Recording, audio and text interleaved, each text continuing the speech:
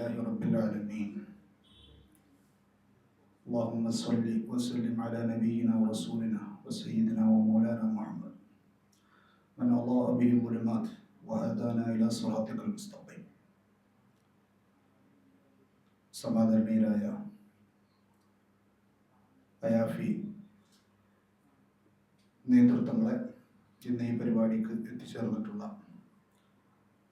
സഹോദരി സഹോദരങ്ങളെ, നമ്മുടെ ഇന്നത്തെ സ്റ്റഡി മീറ്റിൽ ഈ സ്റ്റോക്ക് മാർക്കറ്റുമായി ബന്ധപ്പെട്ട അതിൻ്റെ ഇസ്ലാമികതയും അതിലെ നിഷിദ്ധങ്ങളും അനുവദനീയമായ സംഗതികളും വിച്ഛേദിച്ച് മനസ്സിലാക്കി ഇന്നത്തെ കാലത്ത് ഏത് രീതിയിലാണ് നമ്മളതിനെ സമീപിക്കേണ്ടത് എന്നുള്ളതിനെക്കുറിച്ച് ഒരു ചിത്രം രൂപപ്പെടുത്തുകയും അതോടൊപ്പം തന്നെ സ്റ്റോക്ക് മാർക്കറ്റ് എന്ന് പറയുന്നത് വളരെ ശക്തമായ ഒരു ഫോഴ്സാണ്.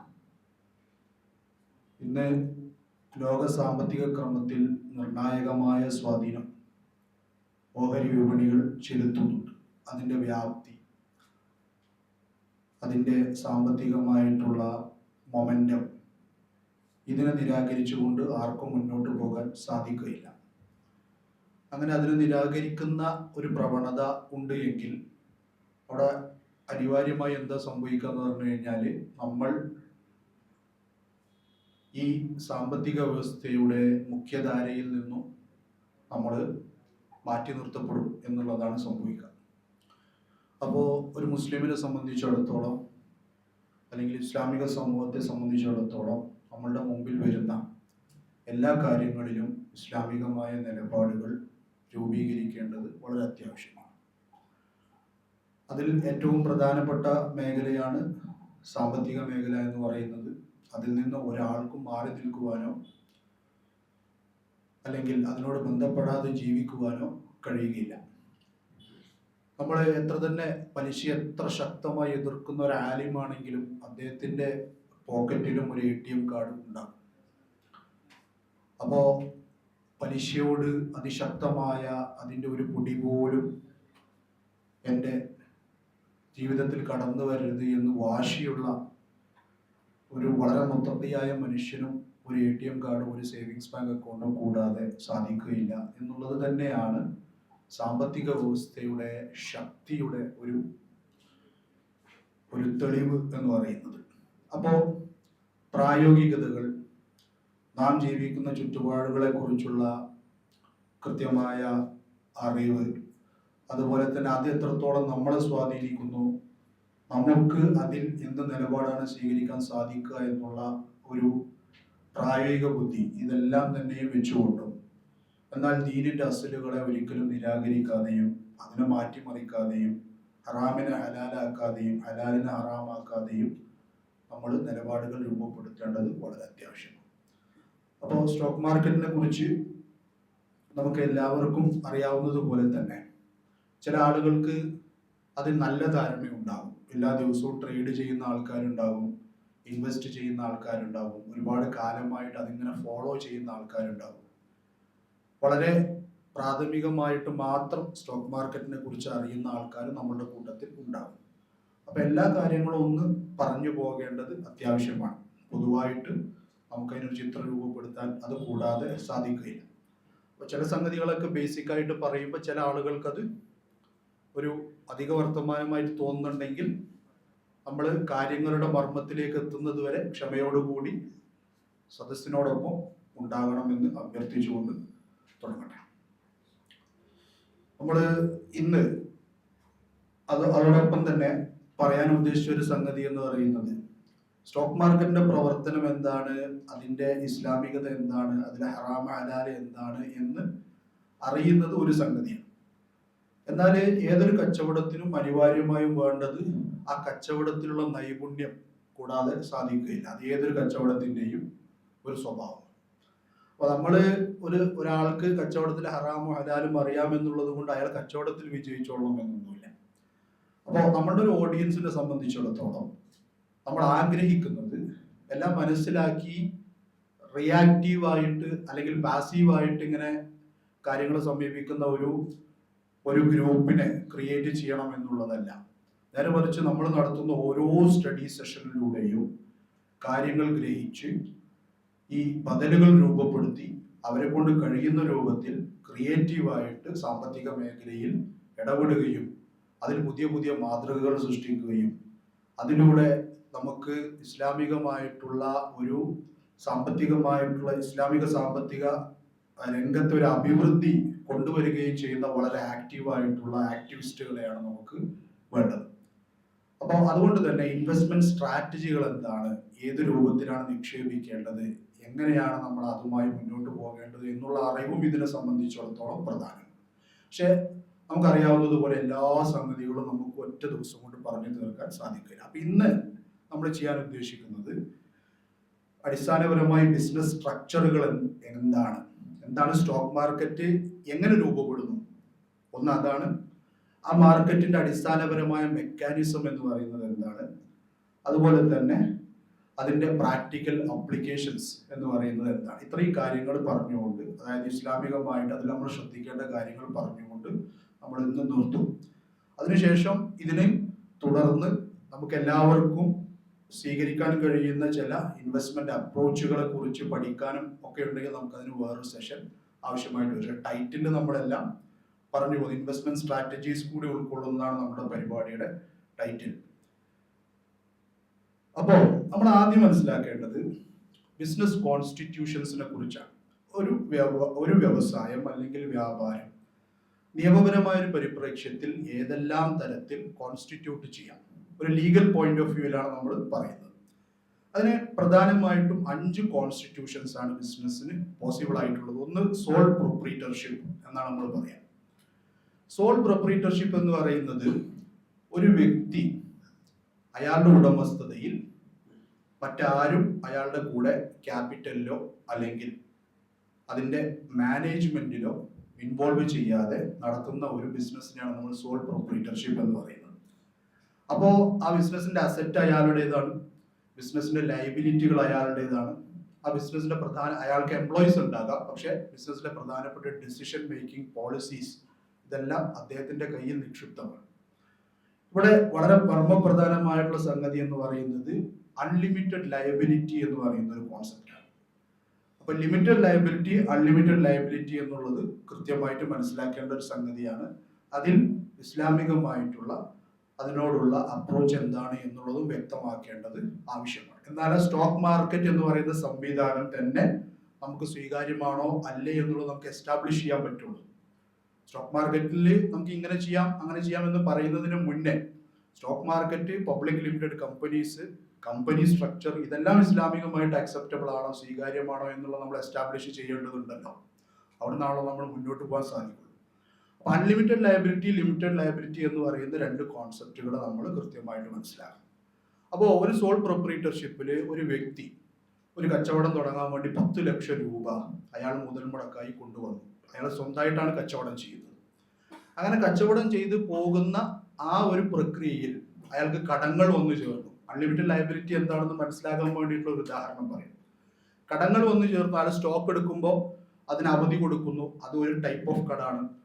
അല്ലെങ്കിൽ അയാൾ ബിസിനസ് വിപുലീകരിക്കാൻ വേണ്ടി മറ്റൊരാളെടുത്ത് കൂടുതൽ കടം വാങ്ങിച്ചു. ഈ 10 ലക്ഷം രൂപക്ക് പുറമെ അയാളുടെ 5 ലക്ഷം രൂപ കൂടുതൽ വാങ്ങിച്ചു എന്ന് വിചാരിക്കും. ഇങ്ങനെ ബിസിനസ് നഷ്ടത്തിലേക്ക് പോയി എന്ന് നമ്മൾ സങ്കല്പിക്കാം. അങ്ങനെ കടബാധ്യത കൂടി ഈ 10 ലക്ഷത്തിന് മുകളിൽ അയാൾക്ക് കടബാധ്യതയായി, ഒരു 20 ലക്ഷം രൂപ കടബാധ്യതയായി എന്ന് വിചാരിക്കാം. അൺലിമിറ്റഡ് ലയബിലിറ്റി എന്ന് പറഞ്ഞാൽ ഈ ബിസിനസ്സിൽ കൊണ്ടുവന്നിട്ടുള്ള 10 ലക്ഷത്തിന്റെ ആസ്തി, ആ ആസ്തി വിറ്റ് അയാൾ കടം തീർത്താൽ ബാക്കിയുള്ളത് അയാളുടെ മറ്റ് പ്രോപ്പർട്ടീസിൽ നിന്ന് എടുക്കാം എന്നുള്ളതാണ് അൺലിമിറ്റഡ് ലയബിലിറ്റി എന്ന് പറയുന്നത്. എന്ന് പറഞ്ഞാൽ ആ വ്യക്തിക്ക് മൊത്തത്തിൽ ബിസിനസ് അങ്ങനെയുള്ള അയാളുടെ വീട് അങ്ങനെയുള്ള അദ്ദേഹത്തിന്റെ എല്ലാവിധ സ്വത്തുക്കളും കൂട്ടിച്ചേർത്തുകൊണ്ട് ഒരു 50 ലക്ഷം രൂപയുടെ സ്വത്ത് അദ്ദേഹത്തിനുണ്ട് എങ്കിൽ ഈ ബിസിനസ്സിൽ നിന്ന് 10 ലക്ഷം രൂപ എടുത്ത് ബാക്കിയുള്ള 10 ലക്ഷം രൂപ അദ്ദേഹത്തിന്റെ മറ്റ് ആസ്തികളിൽ നിന്ന് വസൂലാക്കാൻ അൺലിമിറ്റഡ് ലയബിലിറ്റിയിൽ നിയമമുണ്ട്. അത് കോർട്ട് റെക്കഗ്നൈസ് ചെയ്യും.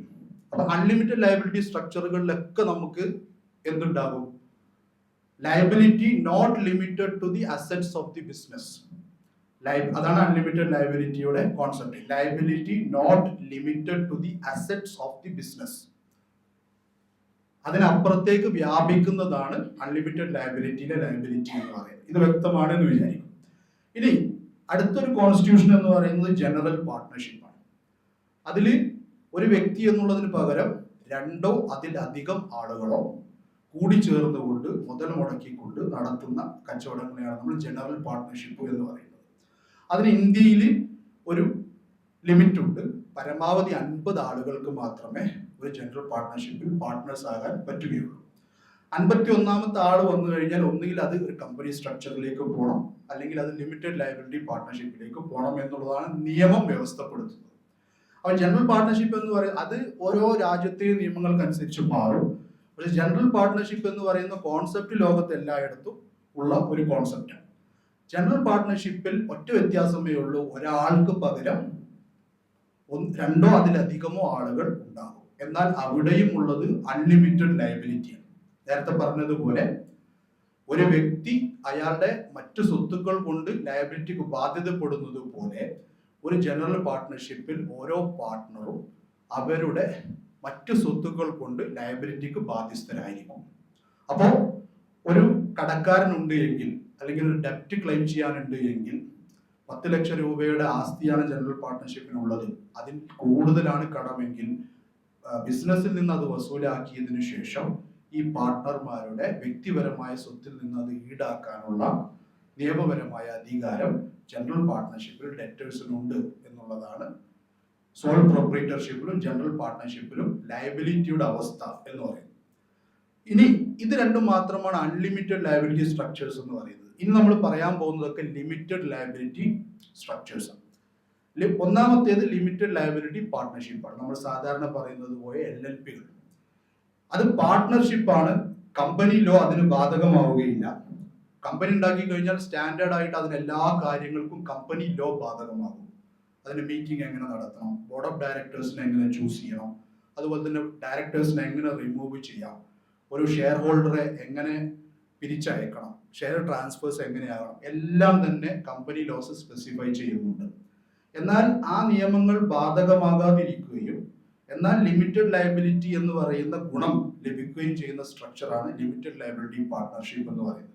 അതിന്റെ ഫംഗ്ഷനിങ് അത് പാർട്ട്ണർഷിപ്പ് പോലെ തന്നെ ആയിരിക്കും. എന്ന് പറഞ്ഞു കഴിഞ്ഞാൽ അതിൽ കുറഞ്ഞ ക്യാപിറ്റൽ ഉള്ള ആൾക്ക് കമ്പനിയെ നിയന്ത്രിക്കാം. കമ്പനിയിൽ അത് സാധിക്കൂല. ഏറ്റവും മേജർ ഷെയർ ഹോൾഡറിനായിരിക്കും ഏറ്റവും കൂടുതൽ വോട്ടിംഗ് പവർ.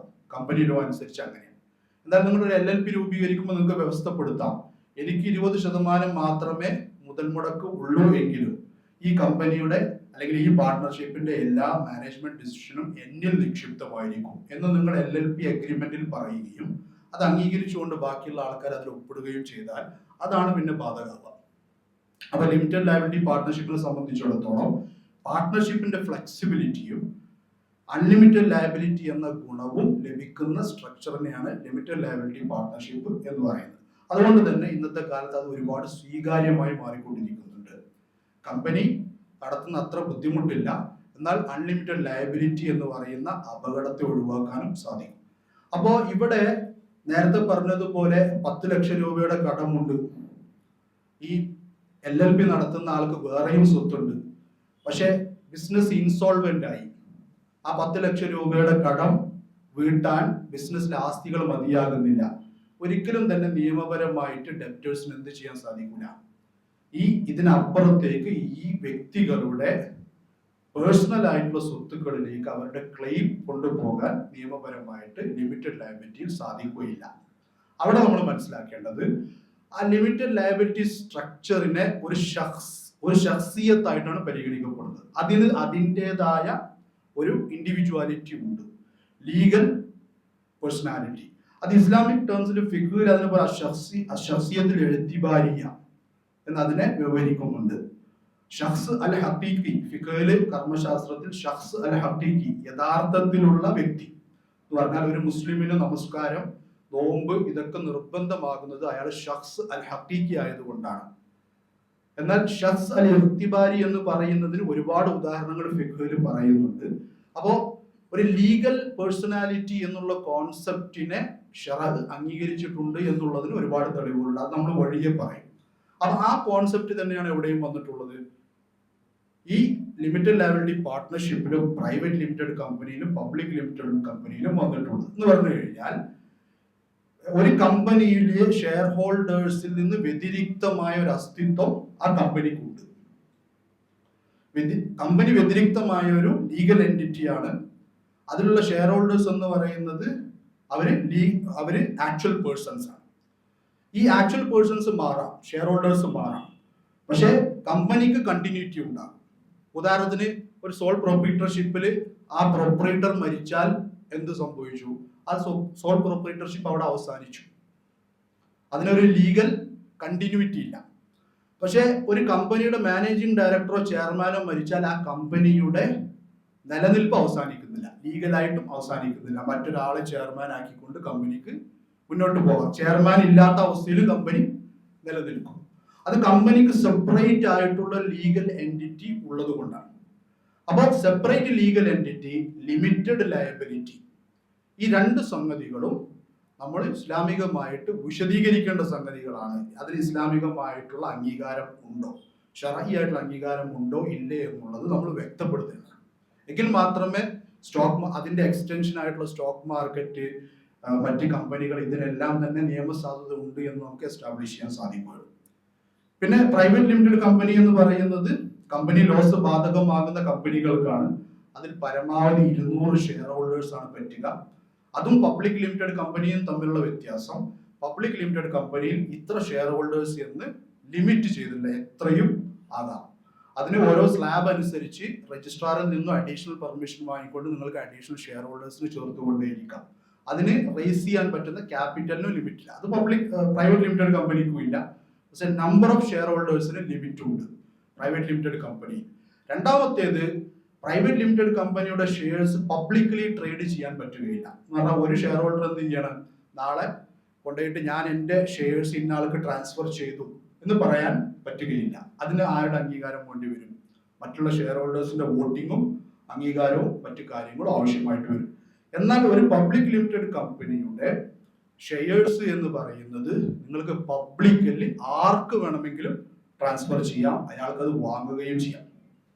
എന്ന് പറഞ്ഞാൽ അതിന്റെ ഫ്രീ ഫ്ലോട്ട് പബ്ലിക്കിന് അവൈലബിൾ ആണ് എന്നുള്ളതാണ് പബ്ലിക് ലിമിറ്റഡ് കമ്പനി എന്ന് പറയുന്നതിന്റെ അർത്ഥം. അപ്പോൾ ഒരു പബ്ലിക് ലിമിറ്റഡ് കമ്പനിയിൽ എനിക്ക് അതിന്റെ ഷെയർ വാങ്ങണം എങ്കിൽ എനിക്ക് അതിന്റെ മാനേജിംഗ് ഡയറക്ടറുടെയോ ചെയർമാന്റെയോ അനുവാദം ആവശ്യമില്ല.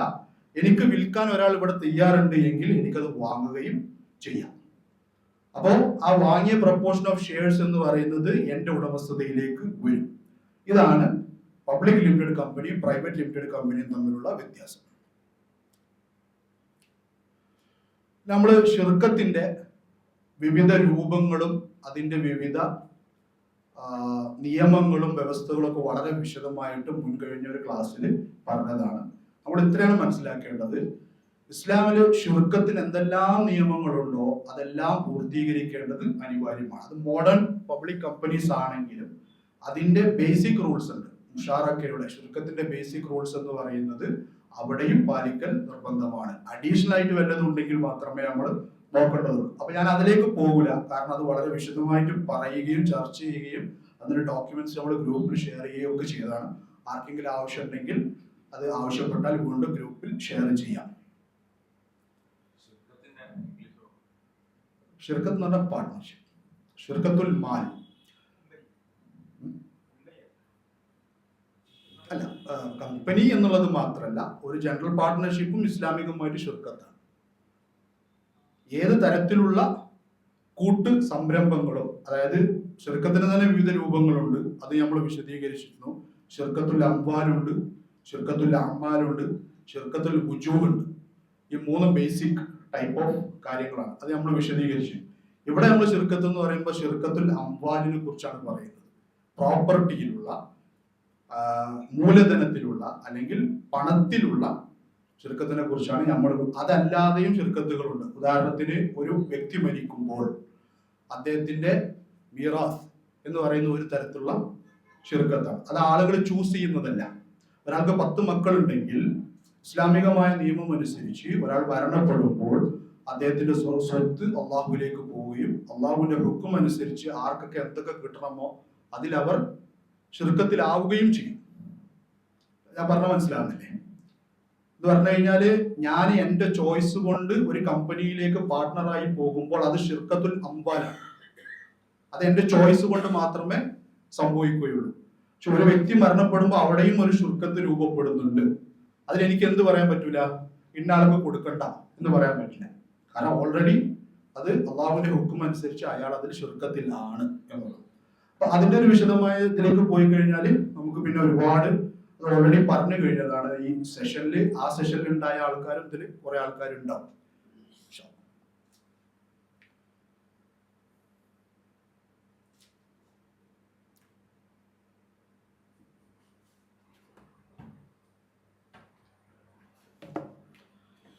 ഇനി അടുത്ത ഒരു പ്രോസസ് എന്ന് പറയുന്നത് സ്റ്റോക്ക് മാർക്കറ്റ് എന്ന് പറയുന്നത് എന്താണ്? അപ്പൊ നമ്മള് കമ്പനീസിനെ കുറിച്ച് മനസ്സിലാക്കി, പാർട്ട്ണർഷിപ്പിനെ കുറിച്ച് മനസ്സിലാക്കി, സോൾ പ്രൊപ്രൈറ്റർഷിപ്പിനെ കുറിച്ച് മനസ്സിലാക്കി.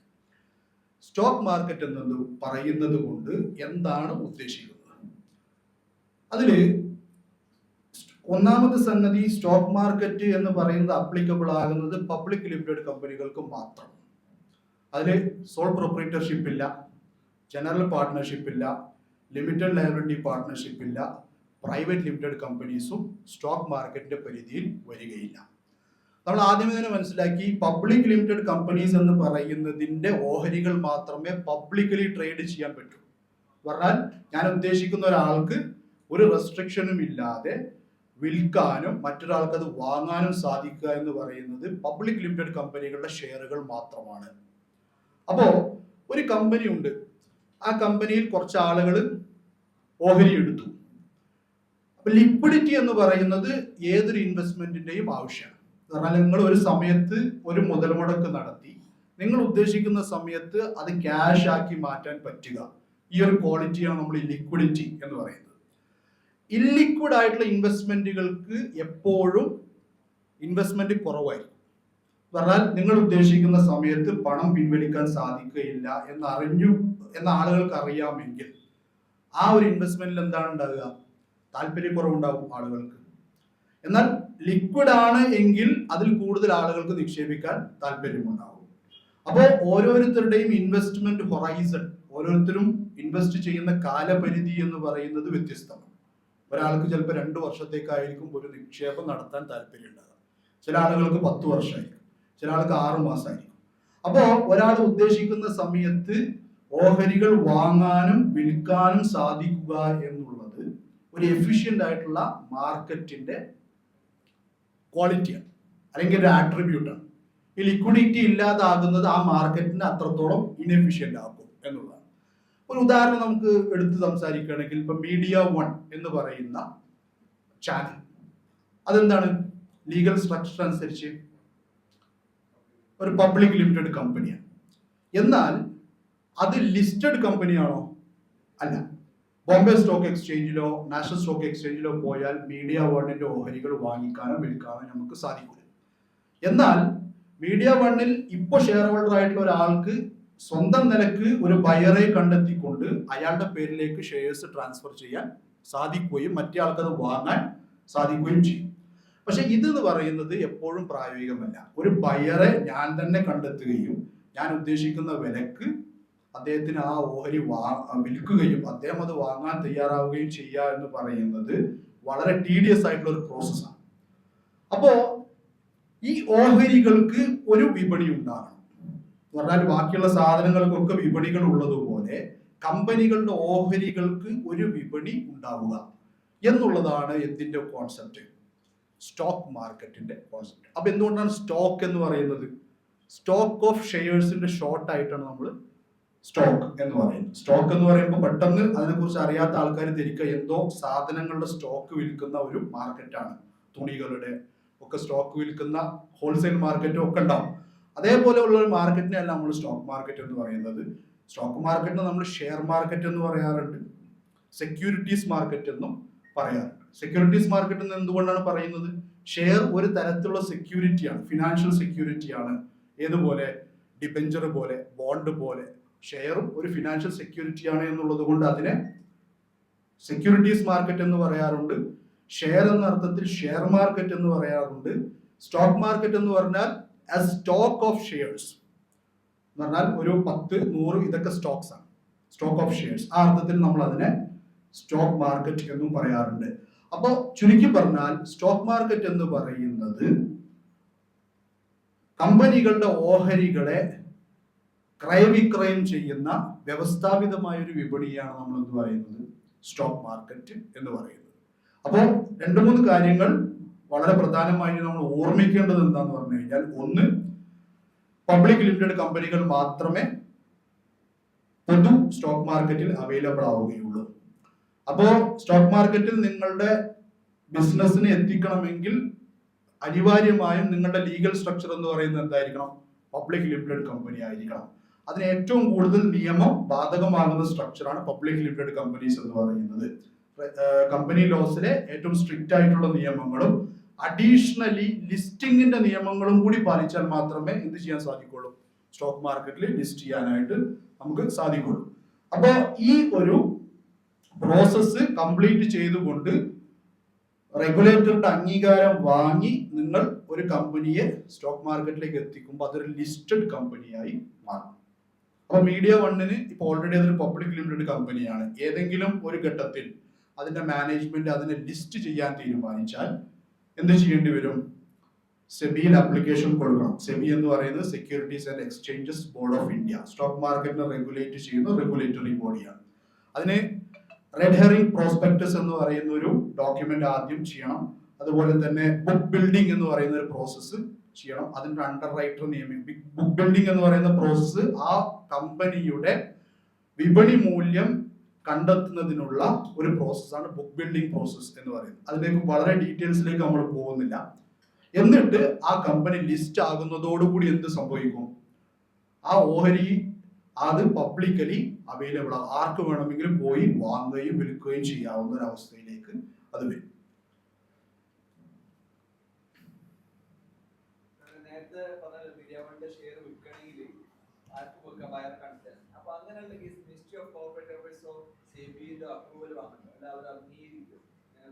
അതിന് പ്രത്യേക അംഗീകാരം ആവശ്യമില്ല.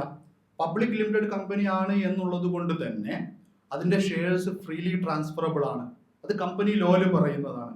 അപ്പൊ നിങ്ങളെ ഷെയർസ്, നിങ്ങളടുത്ത് 100 ഷെയർസ് ഉണ്ട് മീഡിയ വണ്ണിന്റെ, നിങ്ങളത് വിൽക്കാൻ തയ്യാറായി, ഞാൻ വാങ്ങാൻ തയ്യാറായി കഴിഞ്ഞാൽ നിങ്ങളുടെ രജിസ്ട്രിയിൽ നിന്ന് എൻ്റെ രജിസ്ട്രിയിലേക്ക് ട്രാൻസ്ഫർ ചെയ്യുന്ന ഒരു പ്രോസസ്സാണ് നടക്കേണ്ടത്. അതിന്റെ പേയ്മെന്റ് ഞാൻ നിങ്ങൾക്ക് തരികയും വേണം. ഇത് രജിസ്ട്രാർ എന്ന് പറയുന്ന ഒരു ബോഡി ഉണ്ട്. എല്ലാ കമ്പനിക്കും എന്ത് വേണം, ഒരു രജിസ്ട്രാർ ഉണ്ടാകണം. രജിസ്ട്രാർ അതിന്റെ ഷെയർസിന്റെ റെക്കോർഡ്സ് കീപ്പ് ചെയ്യുന്ന ഒരു ബോഡിയാണ് ഈ രജിസ്ട്രാർ എന്ന് പറയുന്നത്. ഇൻഡിപെൻഡന്റ്, അതൊരു ഇൻഡിപെൻഡന്റ് എൻറ്റിറ്റി ആയിരിക്കും.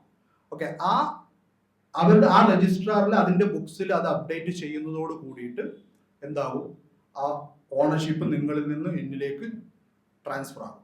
ഇത് തന്നെ 2 രൂപത്തിലുണ്ട്. ഒന്ന് ഫിസിക്കൽ ഷെയർസ് ആണ്, ഒന്ന് ഡീമെറ്റീരിയലൈസ്ഡ് ഷെയർസ് ആണ്. ഫിസിക്കൽ ഷെയർസ് എന്ന് പറയുന്നത് ശരിക്കും ഒരു പേപ്പർ ആയിരിക്കും. ആ പേപ്പറിൽ മാർക്ക് ചെയ്യണത് ഇന്നാളെ പേരിൽ ട്രാൻസ്ഫർ ചെയ്യുന്നു. ഫിസിക്കൽ ഷെയർസ് ഇന്ന് വളരെ തുലവും കുറവാണ്. കാരണം ഡീമെറ്റീരിയലൈസേഷൻ എന്ന് പറയുന്നത് നിയമപരമായി നിർബന്ധമാക്കി. അപ്പൊ നിങ്ങൾക്ക് ഒരു ഡിമാറ്റ് അക്കൗണ്ട് ഉണ്ടെങ്കിൽ അതിലേക്ക് അത് ക്രെഡിറ്റ് ആവും.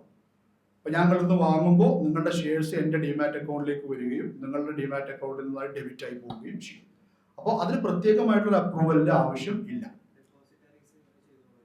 ഡെപ്പോസിറ്ററീസ് ഡിമാറ്റ് കീപ്പ് ചെയ്യുന്ന എൻറ്റിറ്റിയാണ്. രജിസ്ട്രാർ എന്ന് പറയുന്നത് ഈ ഷെയർസിന്റെ ഫ്ലോ, അതിന്റെ ബുക്സ് മെയിൻറ്റെയിൻ ചെയ്യുന്ന ബോഡിയാണ്.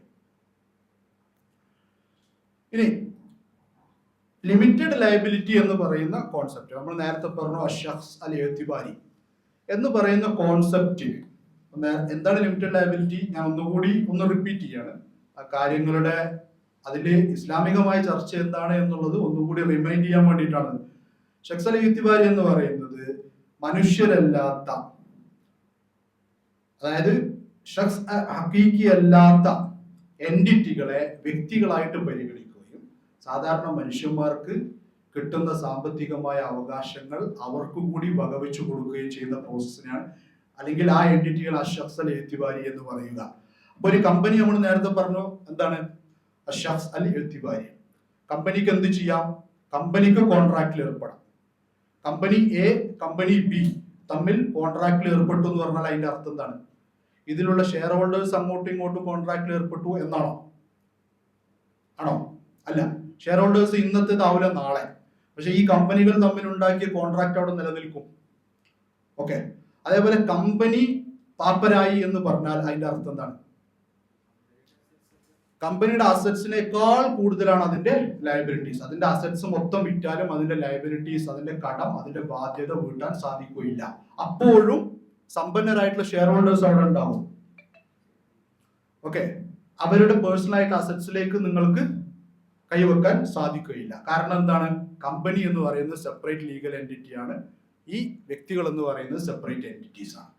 ഈ ഒരു കോൺസെപ്റ്റിനെ ഇസ്ലാമികമായി അംഗീകരിക്കാൻ സാധ്യതയുണ്ട്, അല്ലെങ്കിൽ ഷറഇൽ അങ്ങനെ ഒരു കോൺസെപ്റ്റ് ഉണ്ടോ എന്നുള്ളതാണ് ഒന്നാമത്തെ ചോദ്യം. ആ കോൺസെപ്റ്റ് ഉണ്ട് എന്നുള്ളതാണ് ഭൂരിഭാഗം പണ്ഡിതന്മാരുടെയും അഭിപ്രായം. അതിന്റെ തെളിവായിട്ട് ആധുനിക സാമ്പത്തിക പണ്ഡിതനായിട്ടുള്ള, അദ്ദേഹം സാമ്പത്തിക പണ്ഡിതൻ മാത്രമല്ല, വലിയൊരു ഇസ്ലാമിക് സ്കോളറാണ്. അതുപോലെ തന്നെ പാകിസ്ഥാനിലെ ശരിയ ഗവേണിംഗ് കൗൺസിലിന്റെ അംഗമാണ് അദ്ദേഹം. മുഫ്തി തഖി ഉസ്മാനി എന്ന് പറയുന്ന ഈ വ്യക്തി, അദ്ദേഹം ഇന്ന് ലോകത്തെ എല്ലാവിധ മേജർ ഇസ്ലാമിക് ബാങ്കുകളുടെയും ശരിയ ബോർഡിലെ അംഗമാണ്.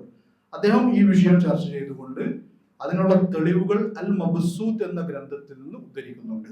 അസ്സറഹ്സി എഴുതിയ, ക്ലാസിക്കൽ ഇമാമായിട്ടുള്ള അസ്സറഹ്സി എഴുതിയിട്ടുള്ള അൽ മബ്സൂത്ത് എന്ന് പറയുന്ന ഗ്രന്ഥത്തിൽ നിന്ന് ഈ രീതിയിൽ ഒരു സ്ഥാപനത്തെ ശഖ്സിയത്തായത് പരിഗണിക്കുന്നതിനുള്ള ഒരുപാട് ഉദാഹരണങ്ങൾ അദ്ദേഹം പറയും. അതിൽ ഒന്നാണ് വഖഫ്. വഖഫ് എന്താണ്? അദ്ദേഹം പറയുന്നത് അശ്ശഖ്സ് അൽ ഇഅ്തിബാരിയാണ്. എന്താണ് കാരണം? ഒരു വഖഫ് നിങ്ങൾ രൂപീകരിച്ചു കഴിഞ്ഞാൽ വാക്കിഫ് മരണപ്പെട്ടോട്ടെ, മുത്തവല്ലി മരണപ്പെട്ടോട്ടെ, അതിന് കണ്ടിന്യൂറ്റി ഉണ്ടാകും. അതിന്റെ അസറ്റ്സ് എന്ന് പറയുന്നത് ആരുടേതാണ്? വഖഫിൻ്റെത്. ഇനി ആ വഖഫിൽ നിന്നുള്ള വരുമാനം കൊണ്ട് പുതിയൊരു പ്രോപ്പർട്ടി നിങ്ങൾ വാങ്ങിച്ചാൽ അത് ഒറിജിനൽ വഖഫിന്റെ ഭാഗം ആവുകയില്ല. എന്നാൽ ആ പുതിയ പ്രോപ്പർട്ടിയുടെ ഉടമസ്ഥത ആർക്കായിരിക്കും? ആദ്യത്തെ വഖഫിനായിരിക്കും. എന്ന് പറഞ്ഞാല് ആദായം കിട്ടുന്ന ഒരു ബിൽഡിംഗ് ഉണ്ട്, അതിൽ നിന്നുള്ള വരുമാനം കൊണ്ട് പുതിയൊരു ബിൽഡിംഗ് വാങ്ങിച്ചു. ഈ രണ്ടാമത്തെ ബിൽഡിംഗ് എന്ന് പറയുന്നത് ആദ്യത്തെ വഖഫിന്റെ ഭാഗമാണോ? അല്ല. കാരണം ആദ്യത്തെ വഖഫ് എന്ന് പറയുന്നത് എന്താണോ ഒരാൾ വഖഫ് ചെയ്ത് പോയത് അത് മാത്രമാണ് ആദ്യത്തെ വഖഫ്.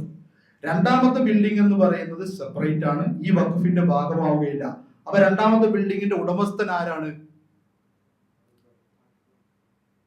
ആദ്യത്തെ വാഖിഫ് അല്ല, ഈ വഖഫാണ്. ഈ ഏത് വഖഫിന്റെ ആദായത്തിൽ നിന്നാണോ രണ്ടാമത്തെ ബിൽഡിംഗ് വാങ്ങിയിട്ടുള്ളത് ആ വഖഫിനാണ് അതിന്റെ ഉടമസ്ഥത. കൂലി കിട്ടുണ്ടാവും, അതല്ല നമ്മൾ പറയുന്നത്. ലീഗലി ഇതിന്റെ ഉടമസ്ഥതയെ കുറിച്ചാണ് പറയുന്നത്.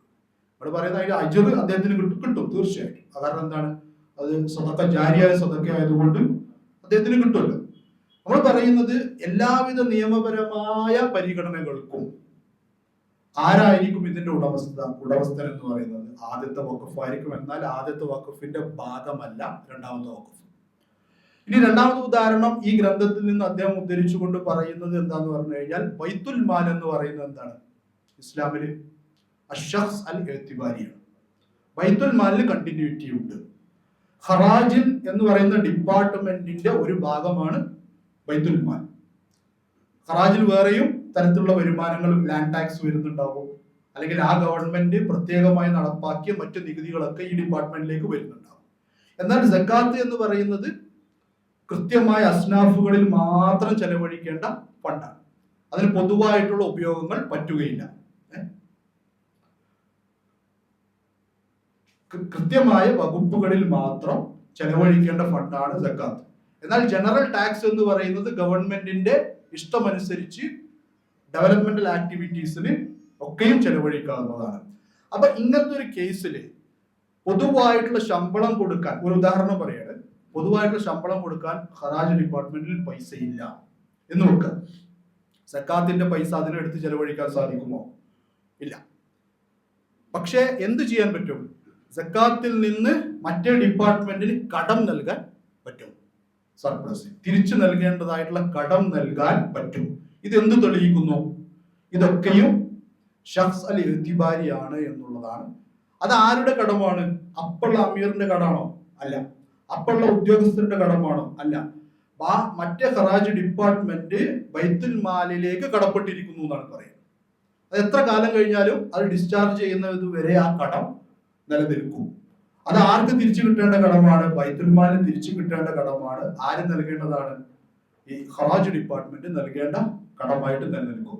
ഇങ്ങനെ ഒരുപാട് ഉദാഹരണങ്ങൾ എടുത്തുകൊണ്ട് ലിമിറ്റഡ് ലയബിലിറ്റി അല്ലെങ്കിൽ ലീഗൽ പേഴ്സണാലിറ്റി എന്ന് പറയുന്നത് ശറഅ് കൂടി അംഗീകരിച്ച ഒരു കോൺസെപ്റ്റ് ആണ് എന്ന് മുഫ്തി തഖി ഉസ്മാനി അദ്ദേഹത്തിന്റെ an introduction to Islamic finance എന്ന് പറയുന്ന പുസ്തകത്തിൽ അദ്ദേഹം പറയുന്നുണ്ട്. അപ്പോൾ നമ്മൾ പറഞ്ഞു വരുന്നത് ഇത്രയേ ഉള്ളൂ. പബ്ലിക് ലിമിറ്റഡ് കമ്പനി എന്ന് പറയുന്നത് ലീഗൽ എൻറ്റിറ്റി ആയതുകൊണ്ടും അതിന് ലിമിറ്റഡ് ലയബിലിറ്റി ഉള്ളത് കൊണ്ടും അത് ഇസ്ലാമികമായിട്ട് അക്സെപ്റ്റബിൾ അല്ലാതാകുന്നില്ല. അത് ഇസ്ലാമികമായിട്ട് അക്സെപ്റ്റബിൾ ആണ്. നമ്മൾ പറഞ്ഞു വന്നത് ഈ ലിമിറ്റഡ് ലയബിലിറ്റി എന്ന് പറയുന്ന കോൺസെപ്റ്റിന്റെ ശർഈയായ സാധുതയെക്കുറിച്ചാണ്. അപ്പോൾ നമ്മൾ അതിന് തെളിവുകൾ നമ്മളുടെ പ്യൂർ ഇസ്ലാമികമായിട്ടുള്ള സംവിധാനങ്ങളിൽ തന്നെ അതിൻ്റെ തെളിവുകൾ ഉണ്ട് എന്നാണ് പറഞ്ഞു വെച്ചത്. ഇതിൻ്റെ അടിസ്ഥാനത്തിൽ ഭൂരിഭാഗം ആധുനിക പണ്ഡിതന്മാരും ലിമിറ്റഡ് ലയബിലിറ്റിയെ ഒരു കോൺസെപ്റ്റായിട്ട് അംഗീകരിക്കുന്നുണ്ട്. അതിപ്പോൾ കമ്പനികളില്ലെങ്കിലും ലിമിറ്റഡ് ലയബിലിറ്റി എന്ന് പറയുന്ന കോൺസെപ്റ്റും ലീഗൽ എൻറ്റിറ്റി എന്ന് പറയുന്ന കോൺസെപ്റ്റും അല്ലാത്തിടത്തും ഉണ്ട്. അതിന് ഉദാഹരണമാണ് വഖഫ്, അതുപോലെ തന്നെ ബൈത്തുൽ മാല്, ഗവൺമെൻറ്റിൻ്റെ വിവിധ സാമ്പത്തിക ഇടപാടുകളിൽ ഏർപ്പെടുന്ന ഡിപ്പാർട്ട്മെൻറ്റുകൾ അതിൻ്റെ ഉദാഹരണങ്ങളാണ്. ഇനിയും നമ്മൾ അവിടെ നിന്ന് അങ്ങോട്ട് മുന്നോട്ട് പോവുകയാണ്. ഈ ഇടയിൽ മാർക്കറ്റിനെ കുറിച്ച് ഒന്നും കൂടി ഒന്ന് വിശദമായിട്ട് പ്രതിപാദിക്കാം. സ്റ്റോക്ക് മാർക്കറ്റിന് പ്രധാനമായിട്ടും 2 തട്ടുകളാണ് ഉള്ളത് എന്ന് പറഞ്ഞാൽ ഇത് രണ്ടും ഇങ്ങനെ വേർതിരിഞ്ഞ 2 കമ്പാർട്ട്മെന്റ്സ് എന്നുള്ള നിലക്കല്ല പറയുന്നത്. പക്ഷേ അതിൻ്റെ പ്രവർത്തനങ്ങളുടെ അടിസ്ഥാനത്തിൽ മാർക്കറ്റിനെ പ്രൈമറി മാർക്കറ്റ് എന്നും സെക്കൻഡറി മാർക്കറ്റ് എന്നും വിഭജിക്കും. ഇതൊക്കെ മനസ്സിലാക്കേണ്ടത് അനിവാര്യമായതുകൊണ്ട് മാത്രം പറയാം. അല്ലെങ്കിൽ നമുക്ക് ഇതിൽ സംശയങ്ങൾ പിന്നീട് ഉണ്ടായിക്കൊണ്ടേയിരിക്കും. ഇതിൻ്റെ ഇസ്ലാമികത മനസ്സിലാക്കുന്നതിന് നമുക്ക് പിഴവുകൾ സംഭവിക്കും. അപ്പോൾ ഇതിൻ്റെ ഘടനകൾ മനസ്സിലാക്കി പോകുക എന്നുള്ളത് ഇമ്പോർട്ടൻ്റ് ആണ്. അപ്പോൾ മാത്രമേ അത് എന്ത് തരത്തിലാണ് അതിൽ ഇസ്ലാമികമായ പ്രിൻസിപ്പിൾസ് അപ്ലിക്കബിൾ ആകുന്നത് എന്നുകൂടി നമുക്ക് മനസ്സിലാവുള്ളൂ. പ്രൈമറി മാർക്കറ്റിൽ ഒരു കമ്പനി, ആ കമ്പനിയുടെ ഓഹരികൾ ആദ്യമായി അതിൻ്റെ ഓഹരി ഉടമകൾക്ക് കൊടുക്കുന്ന മാർക്കറ്റിനെയാണ് എന്ത് പറയുക? പ്രൈമറി മാർക്കറ്റ് എന്ന് പറയാം. അപ്പോൾ നേരത്തെ ഉദാഹരണം നമ്മൾ എടുക്കുക.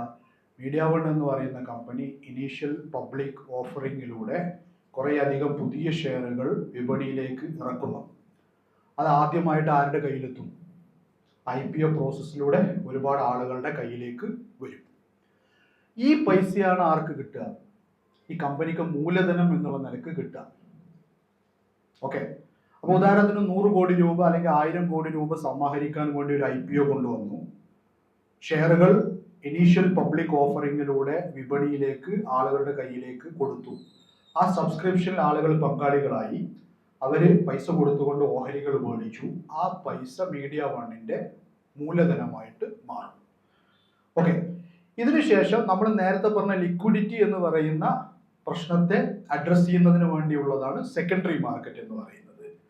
ഈ ആദ്യം ഓഹരികൾ വാങ്ങിയ ആളുകൾക്ക് എന്ത് വേണം? ഇത് ആവശ്യം വരുന്ന സമയത്ത് വിൽക്കണം. അവരുദ്ദേശിക്കുകയാണെങ്കിൽ വിൽക്കണം. പിന്നീട് ഈ ഓഹരികൾ വാങ്ങാൻ താല്പര്യമുള്ള ആളുകൾക്ക് അത് വാങ്ങിക്കാനും ഒരു വിപണി ഉണ്ടാകണം. ആ ക്രയവിക്രയമാണ് സെക്കൻഡറി മാർക്കറ്റിൽ നടക്കുന്നത്.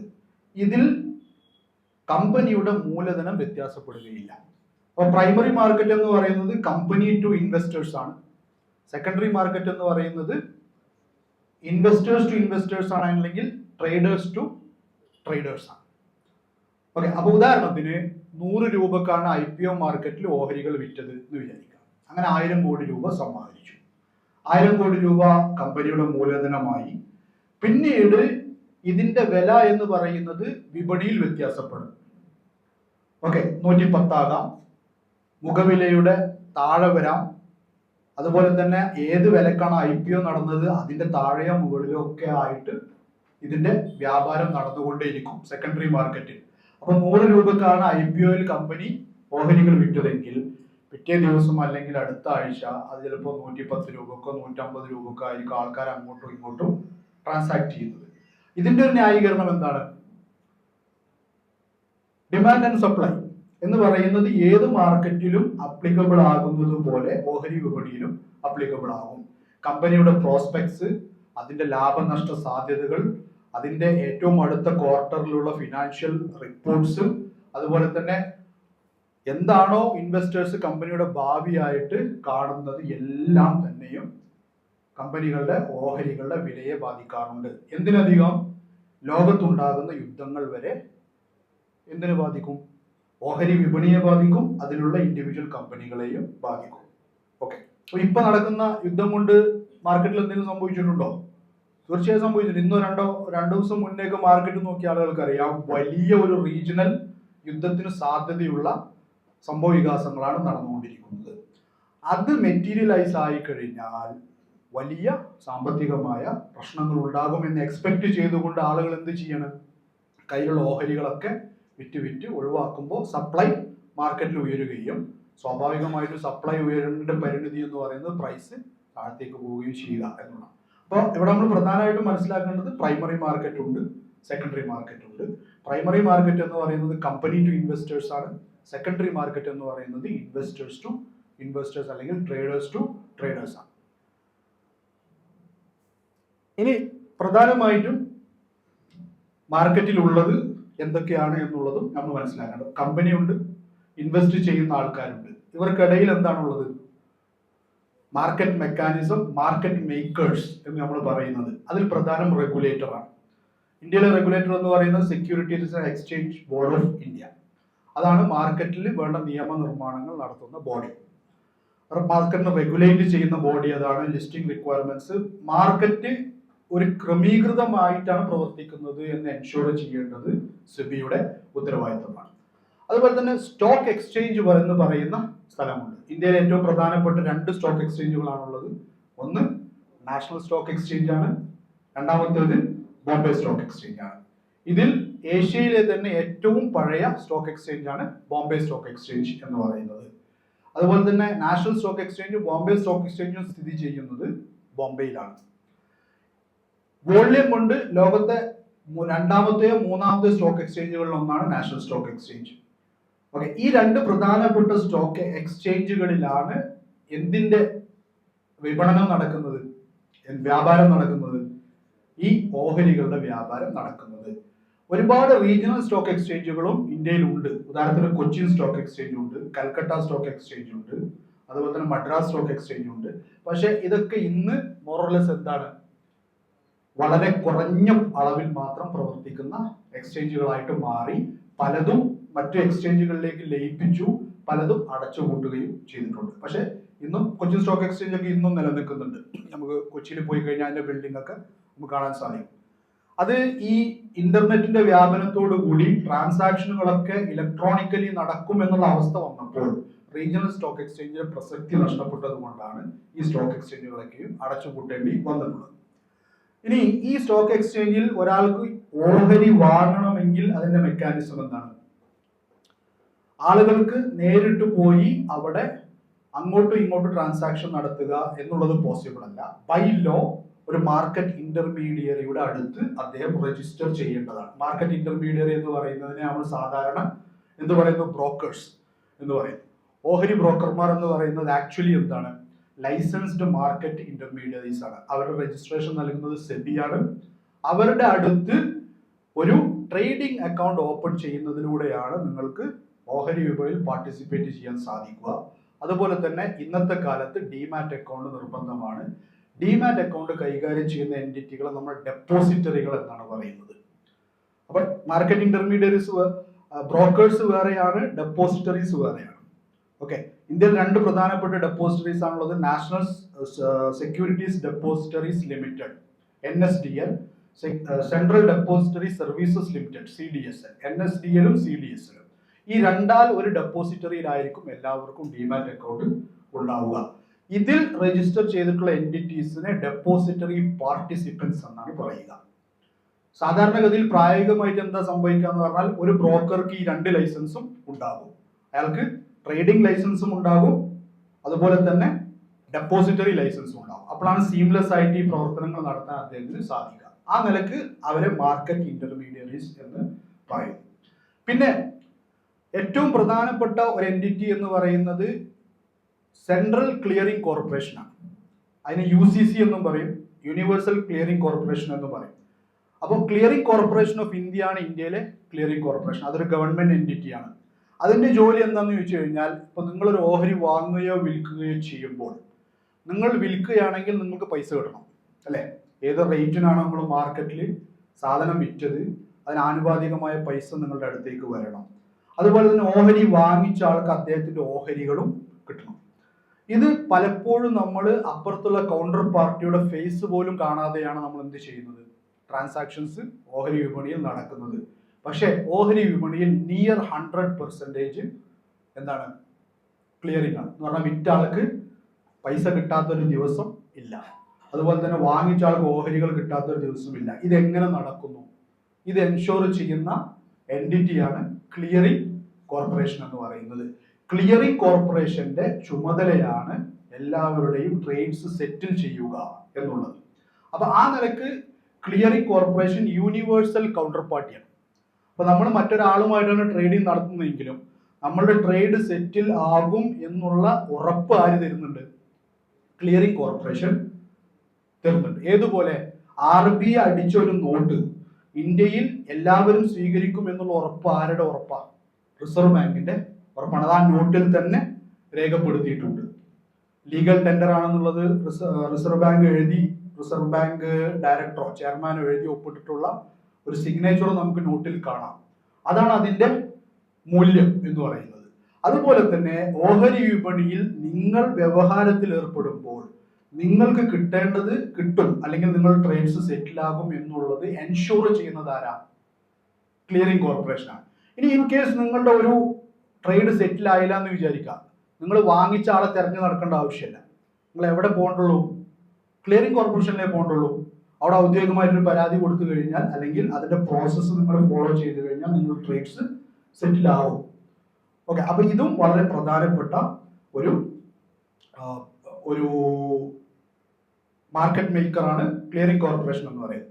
ഇനി ട്രേഡിന്റെ സെറ്റിൽമെന്റ് സൈക്കിൾ മനസ്സിലാക്കലും പ്രധാനമാണ്. അവിടെയാണ് ഈ ഷോർട്ട് സെല്ലിങ്ങുമായി ബന്ധപ്പെട്ട് ഒരുപാട് വിവാദങ്ങൾ ഉള്ളത്. T+1 സെറ്റിൽമെന്റ് ആണ് ഇന്ത്യൻ മാർക്കറ്റിൽ ഇപ്പോൾ ഉള്ളത്. നേരത്തെ എന്തായിരുന്നു? T+2 ആയിരുന്നു. അതിന് കുറെ മുന്നേ T+7 ആയിരുന്നു. അതിനു മുന്നേ T+14 ആയിരുന്നു. ഇതിങ്ങനെ റെഡ്യൂസ് ചെയ്ത് വന്ന് ഇന്ന് T+1 സെറ്റിൽമെന്റ്. T എന്ന് പറയുന്നത് എന്താണ്? Trading day. ഏത് ദിവസമാണോ നിങ്ങൾ ട്രേഡ് ചെയ്യുന്നത് അതിനെയാണ് T എന്ന ആ അക്ഷരം കുറിക്കുന്നത്. അപ്പൊ T+2 എന്ന് പറഞ്ഞാൽ ട്രേഡിംഗ് ഡേ +2 വർക്കിംഗ് ഡേയ്സ് എന്നാണ്. പറഞ്ഞാൽ ഇന്ന് നിങ്ങൾ ഓഹരി വാങ്ങിച്ചു കഴിഞ്ഞാൽ രണ്ടാമത്തെ വർക്കിംഗ് ഡേയിൽ ആണ് നിങ്ങളുടെ ഡിമാറ്റ് അക്കൗണ്ടിലേക്ക് ആ ഓഹരി ക്രെഡിറ്റ് ആകുക. അതിപ്പോൾ T+1 ആണ്. ഇന്ന് തിങ്കളാഴ്ചയാണെങ്കിൽ ഇന്ന് വാങ്ങിച്ച ഓഹരി ചൊവ്വാഴ്ചയോടുകൂടി നിങ്ങളുടെ ഡിമാറ്റ് അക്കൗണ്ടിലേക്ക് ക്രെഡിറ്റ് ആകും. ഇതാണ് ഇന്ത്യയിലെ ഇന്നത്തെ ട്രേഡിംഗ് സൈക്കിൾ എന്ന് പറയുന്നത്. ഇതൊക്കെ കുറച്ച് സ്പീഡിൽ പോവാണ്. 12:10 നമുക്ക് നിർത്തേണ്ടതുണ്ട്.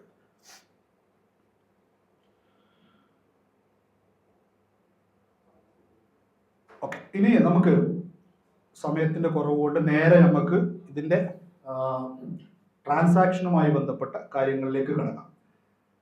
ഒന്ന്, സ്റ്റോക്ക് മാർക്കറ്റിൽ നമ്മൾ ട്രാൻസാക്ഷൻ നടത്തുമ്പോൾ ഓഹരികൾ വാങ്ങുകയും വിൽക്കുകയും ചെയ്യുന്ന സമയത്ത് അതിന് ബാധകമാകുന്ന ശർഈയായ കാര്യങ്ങൾ എന്തൊക്കെയാണ് എന്നുള്ളതാണ് ഒന്നാമത്തെ ചോദ്യം. ഒന്നാമത്തെ സംഗതി എന്ന് പറയുന്നത് 4 സ്ക്രീനിങ് നോംസ് ആണ് ഇന്ന് ലോകത്തുടനീളം പ്രയോഗിക്കപ്പെട്ടുകൊണ്ടിരിക്കുന്നത്.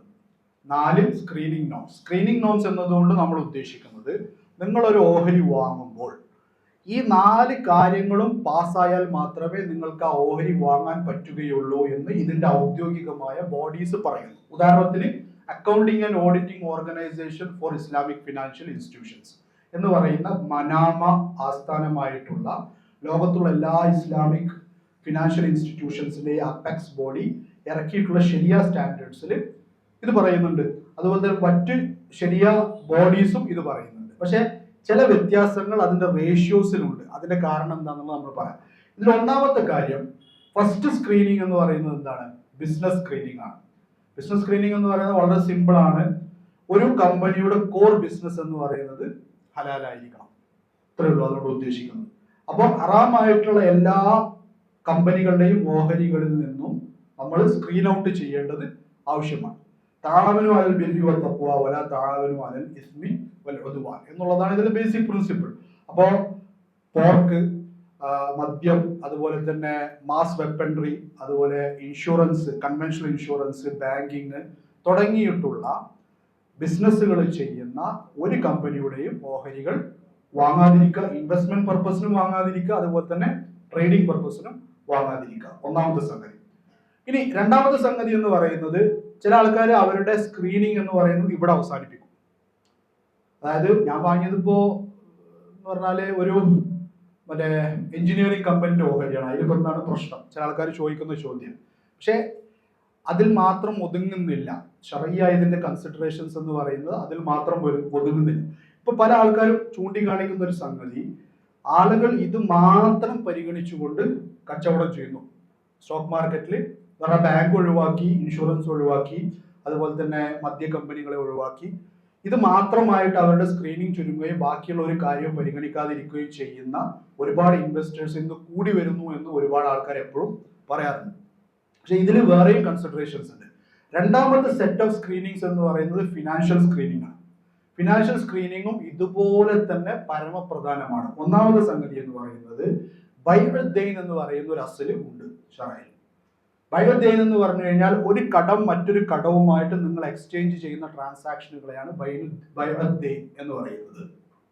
ഞാൻ പറഞ്ഞത് ക്ലാരിറ്റി കുറവുണ്ടെങ്കിൽ, അപ്പൊ ഇതിന്റെ എല്ലാത്തിന്റെയും ഇപ്പൊ മർമ്മം എന്ന് പറയുന്നത് ഇപ്പൊ ഞാൻ ഈ പറയുന്ന സംഗതിയാണ്. അപ്പൊ അതിലെന്തെങ്കിലും ക്ലാരിറ്റി കുറവുണ്ടെങ്കിൽ ചോദിക്കുക.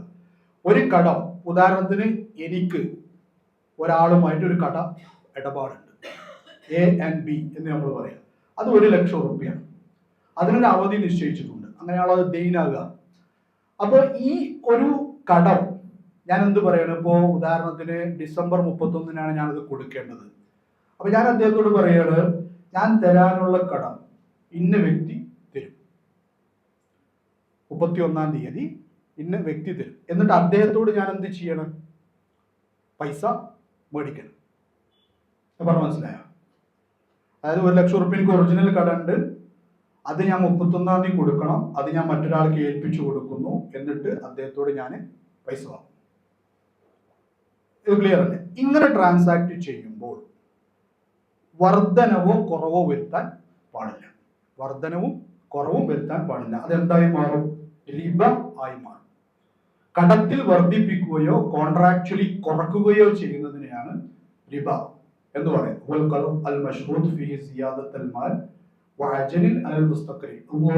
റിബയുടെ താരീഫ്. ഒരു കടം അതിൽ കോൺട്രാക്ച്വലായിട്ട് വർധനവ് വരുത്തുന്നതിനെയാണ് എന്ത് പറയാ? റിബ. അപ്പൊ ഈ കടത്തിന്റെ ഇടപാടിൽ നിങ്ങൾ വർധനവോ കൂട്ടലോ കുറക്കലോ വരുത്താൻ പാടില്ല. അപ്പൊ അതെങ്ങനെയാണ് ഓഹരി വിപണിയിൽ അപ്ലിക്കബിൾ ആകുന്നത്? ഈ പറഞ്ഞ കായിദ അല്ലെങ്കിൽ ഈ പറഞ്ഞ അസ്ല് ഓഹരി വിപണിയിൽ എങ്ങനെയാണ് അപ്ലിക്കബിൾ ആകുന്നത്? ഓഹരി എന്ന് പറയുന്നത് എന്താ? ഒരു പെർട്ടിക്കുലർ കമ്പനിക്ക് 100 കോടി രൂപയുടെ മൂലധനം ഉണ്ട്.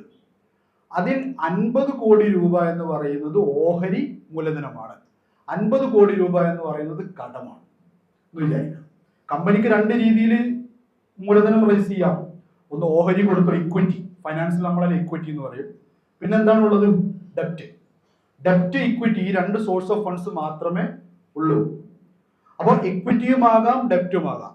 അപ്പൊ ഒരു കമ്പനിയുടെ ഓഹരി എന്ന് പറയുന്നത് 50% ഡെപ്റ്റിനെ റെപ്രസെന്റ് ചെയ്യുന്നു എങ്കിൽ അതിന് കടത്തിന്റെ ഈ ഹുക്കുമ് ബാധകമാവുകയില്ലേ? എന്ന് പറഞ്ഞാൽ ഒരു കമ്പനി 100 കോടി രൂപ മൂലധനം ആണ് ആ കമ്പനിക്ക് ഉള്ളത്. അതിൽ 50 കോടി രൂപ ഓഹരി മൂലധനമാണ് എന്ന് പറഞ്ഞു കഴിഞ്ഞാൽ അതിന്റെ ഓണേഴ്സിന്റെ പൈസയാണ്. 50 കോടി രൂപ എന്ന് പറയുന്നത് കടത്തിലൂടെ എടുത്തതാണ്. അപ്പോൾ 100 കോടി രൂപയുടെ ഓഹരി മൂലധനം ആയി. അതിന് 1,00,000 ഓഹരികൾ അത് മാർക്കറ്റിലേക്ക് കൊടുത്തിട്ടുണ്ടെങ്കിൽ ഓരോ ഓഹരിയും എന്താണ്? 50. ഇപ്പോൾ 10 രൂപയുടെ ഓഹരി എന്ന് പറഞ്ഞാൽ അതിൽ എത്ര ഇക്വിറ്റി ഉണ്ട്? 5 രൂപ ഇക്വിറ്റിയും 5 രൂപ കടമല്ലേ? കാരണം ഷെയർ എന്ന് പറയുന്നത് എന്താണ്? Proportionate ownership in assets and liabilities. ഒരു കമ്പനിയുടെ ആസ്തി ബാധ്യതകളിലുള്ള ആനുപാതികമായ ഓണർഷിപ്പിനെയാണ് എന്ത് പറയുക? ഷെയർ, ഇക്വിറ്റി ഷെയർ എന്ന് പറയാം. അപ്പോൾ ഒരു കമ്പനിക്ക് 100 കോടി രൂപ മൂലധനമുണ്ട്, അതിൽ 50 കോടി രൂപ ഓഹരി മൂലധനമാണ്, 50 കോടി രൂപ കടമാണ് എങ്കിൽ അതിന്റെ ഡെപ്റ്റ് ഇക്വിറ്റി റേഷ്യോ എന്ന് പറയുന്നത് എത്രയാണ്? 50-50, അതായത് 1:1 എന്നുള്ളതാണ്. അത് എല്ലാ ഓഹരികൾക്കും ബാധകമാവും. ഇത്രയും പറഞ്ഞത് ക്ലിയർ അല്ലേ? അങ്ങനെയാണെങ്കിൽ ആ ഓഹരിയുടെ മുഖവില ഫേസ് വാല്യൂ 10 രൂപയാണെങ്കിൽ ആ ഓഹരി ട്രാൻസാക്ട് ചെയ്യുമ്പോൾ നിങ്ങൾ എത്ര ഉറുപ്പ്യക്ക് അത് വിൽക്കാൻ പാടുള്ളൂ? ബഴുദ്ദൈനനുസരിച്ച് 100% ആണെന്ന് വിചാരിക്കാം. ഒരു 100% കടമാണെങ്കിൽ അതെങ്ങനെ ട്രാൻസാക്ട് ചെയ്യാൻ പാടുള്ളൂ എന്നാണ് ഷറഅ് പറയുന്നത്. എന്താണോ അതിന്റെ ആക്ച്വൽ അതേ വിലക്ക് തന്നെ ട്രാൻസാക്ട് ചെയ്യണം. അപ്പോ ഓഹരിയും കടവും കൂടി ചേർന്ന് വരുമ്പോൾ എന്തു ചെയ്യും? ഇതാണ് പ്രശ്നം. ഇതിൽ കടമുണ്ട്, അത് നമുക്ക് നിരാകരിക്കാൻ കഴിയില്ല. ഇതിൽ ഓഹരിയും ഉണ്ട്, അത് നമുക്ക് നിരാകരിക്കാൻ കഴിയില്ല. അപ്പൊ ഇതിന് ഓഹരിയുടെ ഹുക്കുമാണോ ബാധകമാവുക, കടത്തിന്റെ ഹുക്കുമാണോ ബാധകമാവുക? ഓഹരിയുടെ ഹുക്കും എന്ന് പറയുന്നത് എന്താണ്? ഏത് മുതലും ഏത് വ്യക്തിക്കും അയാൾ ഉദ്ദേശിച്ച വിലക്ക് വിൽക്കാം. ഇതാണ് പൊതുവായിട്ടുള്ള ഒരു മുതലിന്റെ ട്രാൻസാക്ഷനുമായിട്ട് ശർഈയായ റൂൾ എന്ന് പറയുന്നത്. എനിക്കൊരു വീടുണ്ടെങ്കിൽ ഞാൻ ഉദ്ദേശിച്ച വിലക്ക് അത് വിൽക്കാം. മറ്റേ ആള് തറാവതി ഉണ്ടായാൽ മതി, മറ്റേ ആള് തൃപ്തിപ്പെട്ട് വാങ്ങിച്ചാൽ മതി. പക്ഷെ കടത്തിനത് പറ്റൂല. എനിക്ക് 100 രൂപ കിട്ടാറുണ്ടെങ്കിൽ അത് 110, 130 ആക്കിയിട്ട് അങ്ങോട്ടും ഇങ്ങോട്ടും ട്രാൻസാക്ട് ചെയ്യാൻ പറ്റില്ല. അപ്പോ ഓഹരിയുടെ ഹുക്കും എന്ന് പറയുന്നത് ഇഷ്ടമുള്ളതുപോലെ ട്രാൻസാക്ട് ചെയ്യാമെന്നാണെങ്കിൽ കടത്തിന്റെ ഹുക്കും എന്ന് പറയുന്നത് തുല്യതയോടുകൂടി മാത്രമേ ട്രാൻസാക്ട് ചെയ്യാവൂ. അപ്പൊ ഒരു കമ്പനിക്ക് ഇത് രണ്ടും കൂടി ഉണ്ടെങ്കിൽ എന്തു ചെയ്യും എന്നുള്ളതാണ്. അപ്പൊ അതിൽ പണ്ഡിതന്മാർ പറഞ്ഞത് മറ്റൊരു കായികയാണ് ഹുക്കുമിൻ ലി അക്സരിൻ ഹുക്കുമിൻ ലി കുല്ലിൻ. എന്താണോ ഭൂരിഭാഗത്തിനും ബാധകമാകുന്നത് അത് എല്ലാത്തിനും ബാധകമാകും. ഹുക്കുമുൻ ലി അക്സരിൻ ഹുക്കുമിൻ ലി കുല്ലിൻ എന്ന് പറഞ്ഞാൽ ഒരു സംഗതിയിൽ മുന്തി നിൽക്കുന്നത് എന്താണോ അതിനെന്ത് ഹുക്കുമാണോ ബാധകമാവുക അത് മുഴുവൻ സംഗതിക്കും ബാധകമാകും. അപ്പൊ ഓഹരിയിൽ മുന്തി നിൽക്കുന്നത്, ഈ ഓഹരിയിൽ മുന്തി നിൽക്കുന്ന അസറ്റ് ആണെങ്കിൽ അതിന് അസറ്റിന്റെ റൂള് ബാധകമാകും. ഈ ഓഹരിയിൽ മുന്തി നിൽക്കുന്നത് കടമാണെങ്കിൽ അതിന് കടത്തിന്റെ റൂള് ബാധകമാകും. ഓക്കെ, അപ്പോ ഇവിടെ 50% ഡെപ്റ്റ് ആണെങ്കിൽ അല്ലെങ്കിൽ 51% ഇക്വിറ്റി ആണെങ്കിൽ അതിന് എന്ത് ബാധകമാകണം? ഇക്വിറ്റിയുടെ റൂള് ബാധകമാകണം. എന്ന് പറഞ്ഞാൽ ഇഷ്ടമുള്ള വിലക്ക് നിങ്ങൾക്ക് ട്രാൻസാക്ട് ചെയ്യാം. കടമാണ് 51% അല്ലെങ്കിൽ അതിലധികമെങ്കിൽ അതിന് എന്തിന്റെ റൂള് ബാധകമാകും? കടത്തിന്റെ തുല്യമായിട്ട് മാത്രമേ ട്രാൻസാക്ട് ചെയ്യാൻ പാടുള്ളൂ എന്നുള്ള റൂള് ബാധകം. പക്ഷേ 50 എന്നുള്ളതല്ല ശരിയാ ബോർഡ് വെച്ചിട്ടുള്ള റേഷ്യോ, 33 എന്നുള്ളതാണ്. അതിന് അവര് പറയുന്നത് വസിയ്യത്തിന്റെ കേസിൽ പ്രസിദ്ധമായിട്ടുള്ള ഒരു സംഭവം ഉണ്ടല്ലോ. ഒരു വ്യക്തി പ്രവാചകന്റെ അടുത്തേക്ക് വന്നു, എന്റെ സ്വത്ത് മുഴുവൻ ഞാൻ വസിയ്യത്ത് ചെയ്യണമെന്ന് പറഞ്ഞപ്പോൾ അത് പറ്റൂല എന്ന് പറഞ്ഞു. എന്നാൽ പകുതി ചെയ്യാന്ന് പറഞ്ഞു, അതും പറ്റില്ല എന്ന് പറഞ്ഞു. 1/3 ചെയ്യട്ടെ എന്ന് ചോദിച്ചപ്പോൾ അത് ചെയ്തു, അതന്നെ അധികമാണ് എന്ന് പ്രവാചകൻ പറഞ്ഞ ആ കൗല് സാമ്പത്തികമായ ഒരു വ്യവഹാരത്തിൽ 1/3 പ്രവാചകൻ അധികമായി കണ്ടു എന്നതുകൊണ്ട് ഒരു ഓഹരിയിൽ 1/3 അധികം കടമുണ്ട് എങ്കിൽ അതിന് എന്തിന്റെ ഹുക്കുമ് ബാധകമാകും എന്ന് പറഞ്ഞു.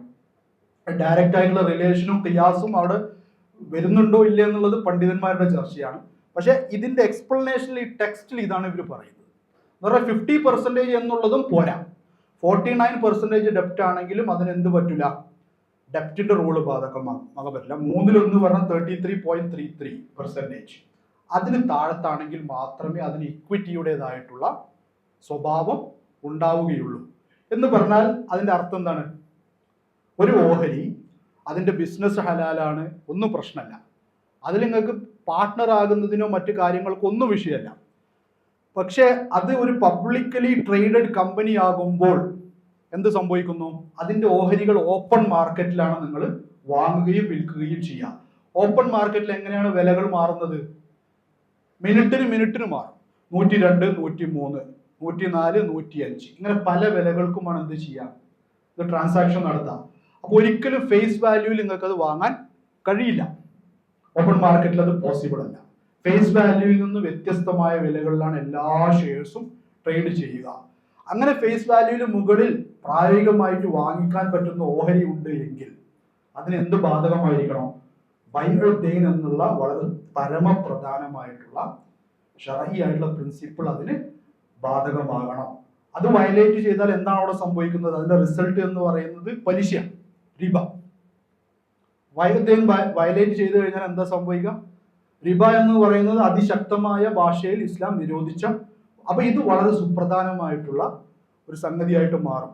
അപ്പൊ പറഞ്ഞു വരുന്നതിന് ചുരുക്കം, ഒരു കമ്പനിയുടെ കടം, ഡെപ്റ്റ് ടു ഇക്വിറ്റി റേഷ്യോ, ഡെപ്റ്റ് ടു ഇക്വിറ്റി റേഷ്യോ എന്ന് പറയുന്നത് 33% എന്ന് പറഞ്ഞാൽ 1/3 കൂടുതലാണെങ്കിൽ നിങ്ങൾക്ക് എന്ത് ചെയ്യാൻ പറ്റില്ല? അതിൽ ട്രാൻസാക്ഷൻസ് നടത്താൻ പറ്റുകയില്ല. ഇനി ഹുക്കം എവിടെ നിന്ന് വരുന്നു? ബൈഅ ദൈനിൽ നിന്നാണ് വരുന്നത്. ഇനി ഇതുപോലെ തന്നെ വളരെ സുപ്രധാനമായിട്ടുള്ള ഒരു ഹുക്കുമാണ് സ്വറഫിന്റെ നിയമം, ഹുക്കുമ സ്വറഫ്. അതായത് പണത്തിന് വേണ്ടി നിങ്ങൾ ട്രാൻസാക്ട് ചെയ്യുമ്പോൾ തുല്യമായിട്ട് മാത്രമേ ട്രാൻസാക്ട് ചെയ്യാൻ പറ്റൂ. എന്ന് പറഞ്ഞാൽ പണത്തിന് വേണ്ടി അങ്ങോട്ടും ഇങ്ങോട്ടും പല വിലക്ക് ട്രാൻസാക്ട് ചെയ്യാൻ പറ്റൂല എന്നാണ് പറഞ്ഞതിന്റെ അർത്ഥം. അങ്ങനെ ചെയ്താൽ അതെന്താകും? റിബയാകും. നേരത്തെ പറഞ്ഞ റിബയല്ല, റിബൽ ഫദ്ലാകും. റിബാ നസിയ, റിബാ അൽ ഫദ്ൽ, റിബാ സുന്ന, റിബാ അൽ ഖുർആൻ, 2 തരത്തിലുള്ള പലിശ പരിചയപ്പെടുത്തിയിട്ടുണ്ട്. അത് നമ്മൾ വളരെ വിശദമായിട്ട് ഇതിനു മുന്നേയുള്ള സെഷനുകളിൽ പറഞ്ഞു കഴിഞ്ഞതാണ്. സർഫിന്റെ നിയമം തെറ്റിച്ചാലും അവിടെയും റിബയാണ് ഉണ്ടാവുക. എന്ന് പറഞ്ഞാൽ എന്താണ്? ഒരു ഉദാഹരണത്തിന് 100 രൂപ, ഇവിടെ പഴയ നോട്ട് 100 രൂപയുടെ പുതിയ നോട്ടുമായിട്ട് 110 രൂപക്ക് ട്രാൻസാക്ട് ചെയ്യാൻ പറ്റില്ല. ഓക്കെ, കാരണം എന്താണ്? രണ്ടും പൈസ സ്വറഫാണ്. സ്വറഫ് ചെയ്യാൻ നിങ്ങൾക്ക് അനുവാദം ഇല്ല. ഈ തുല്യമായിട്ട് മാത്രമേ ട്രാൻസാക്ട് ചെയ്യാൻ പറ്റുകയുള്ളൂ. പണമായിട്ട് ഉപയോഗിക്കുന്ന എല്ലാ സാധനങ്ങളും അങ്ങനെ തന്നെയാണ്. ഉദാഹരണത്തിന് പ്രവാചകന്റെ കാലത്ത് ഒരു സെമി ബാർട്ടർ ഇക്കോണമിയാണ് ഉണ്ടായിരുന്നത്. ഉപ്പ്, അതുപോലെ തന്നെ ഗോതമ്പ്, ഈത്തപ്പഴം, കാരക്ക, ഇതൊക്കെ പണത്തിന്റെ സ്ഥാനത്ത് ഉപയോഗിച്ചിരുന്നു. മുന്തിയ ക്വാളിറ്റിയുള്ള ഈത്തപ്പഴം കുറഞ്ഞ ക്വാളിറ്റിയുള്ള ഈത്തപ്പഴത്തിന് തുല്യതയില്ലാതെ ട്രാൻസാക്ഷൻ നടത്തുന്നതിന് പ്രവാചകൻ നിരോധിച്ചു. പ്രവാചകൻ പറഞ്ഞു, മുന്തിയ ക്വാളിറ്റിയുള്ള ഈത്തപ്പഴം പൈസക്ക് വെക്കുക, എന്നിട്ട് ആ പൈസ കൊണ്ട് മറ്റേ ഈത്തപ്പഴം വാങ്ങും. ഇതൊക്കെ സ്വദ്ദിറാഇന്റെ പ്രിൻസിപ്പിൾസ് ആണ്. അതായത് പലിശ ബാക്ക് ഡോറിലൂടെ വരുന്നതിന് തടയാൻ വേണ്ടി പ്രവാചകൻ നടത്തിയിട്ടുള്ള ക്രമീകരണങ്ങളാണ് ഇതൊക്കെ. അപ്പൊ സർഫിന്റെ നിയമം ഓഹരികളിൽ എങ്ങനെ ബാധകമാവും? ഇതാണ് ചോദ്യം. ഒരു കമ്പനി രൂപീകരിച്ചു, അതിന്റെ രജിസ്ട്രേഷൻ നടത്തി, അതിന്റെ ഓഹരി മൂലധനം എടുത്തു, എന്നിട്ട് ആ പൈസ കൊണ്ടുപോയിട്ട് ബാങ്കിലിട്ടു. എന്നിട്ട് ചെറിയൊരു ഓഫീസ്, 2 ടേബിള്, അങ്ങനെയുള്ള ചെറിയ സംവിധാനം. അവിടെ 100 കോടി രൂപ മൂലധനം ഉണ്ട് എന്ന് നമ്മൾ വിചാരിക്കാം. കമ്പനി പ്രവർത്തനം തുടങ്ങുന്നതിന് മുന്നേ 100 കോടി രൂപ മൂലധനമുണ്ട്. അതിന് 1 കോടി ഉറുപ്പ് എടുത്തിട്ട് എന്തോ കുറച്ച് കാര്യങ്ങൾ ചെയ്തു. ബാക്കി 99 കോടി ഉറുപ്പ് എവിടെയാണുള്ളത്? ബാങ്കിലാണ്. അതിന് നമ്മൾ ഫിനാൻഷ്യൽ ടെർമിനോളജിയിൽ എന്താ പറയാ? ലിക്വിഡ് അസറ്റ്സ് എന്നാണ് പറയാ. ക്യാഷ് ഇക്വിവാലൻസ് ആയിട്ടുള്ള ലിക്വിഡ് അസറ്റ്സ്. എന്നിട്ട് ഇതിന്റെ ഓഹരി കൊണ്ടുപോയിട്ട് നിങ്ങൾ മാർക്കറ്റിൽ കൊണ്ടുപോയിട്ട് ട്രാൻസാക്ട് ചെയ്യാൻ തുടങ്ങി. ആ അവസ്ഥയിൽ, ആ കമ്പനിയുടെ ആ അവസ്ഥയിൽ അതിന്റെ ഓഹരികൾ ട്രാൻസാക്ട് ചെയ്യാൻ തുടങ്ങി കഴിഞ്ഞാൽ അവിടെ എന്ത് സംഭവിക്കും? നിങ്ങൾ എന്താണ് ഈ ആക്ച്വലി ട്രാൻസാക്ട് ചെയ്യുന്നത്? ഒരു ഫങ്ഷണൽ ആയിട്ടുള്ള കമ്പനിയാണോ? ആ കമ്പനിക്ക് സ്റ്റോക്ക് ഉണ്ടോ? ആ കമ്പനിക്ക് മറ്റ് ആസ്തികളുണ്ടോ? ആ കമ്പനിക്ക് പ്രവർത്തനങ്ങളുണ്ടോ? ഇല്ല. ആ കുറച്ച് ആൾക്കാരുടെ നിന്ന് പൈസ മേടിച്ചിട്ട് അത് ബാങ്കിൽ കൊണ്ടുപോയിട്ടിട്ട് അതാണ് പല വിലക്കും അങ്ങോട്ടും ഇങ്ങോട്ടും മാർക്കറ്റിൽ ട്രാൻസാക്ട് ചെയ്തുകൊണ്ടിരിക്കുന്നത്. അവിടെ സർഫിന്റെ നിയമം ലംഘിക്കപ്പെടും എന്നുള്ളതാണ്. അപ്പോൾ ഇതിന് ഈ നിയമത്തിന്റെ ഒക്കെ പ്രസക്തി എന്താണെന്ന് ചോദിച്ചു കഴിഞ്ഞാൽ ആദ്യത്തെ നിയമത്തിന്റെ പ്രസക്തി നമുക്കൊരു സെഷനായിട്ട് തന്നെ പറയാം. ബൈഅ ദൈൻ ഏത് നിലക്കാണ് സ്റ്റോക്ക് മാർക്കറ്റിനെ സ്വാധീനിക്കുന്നത്?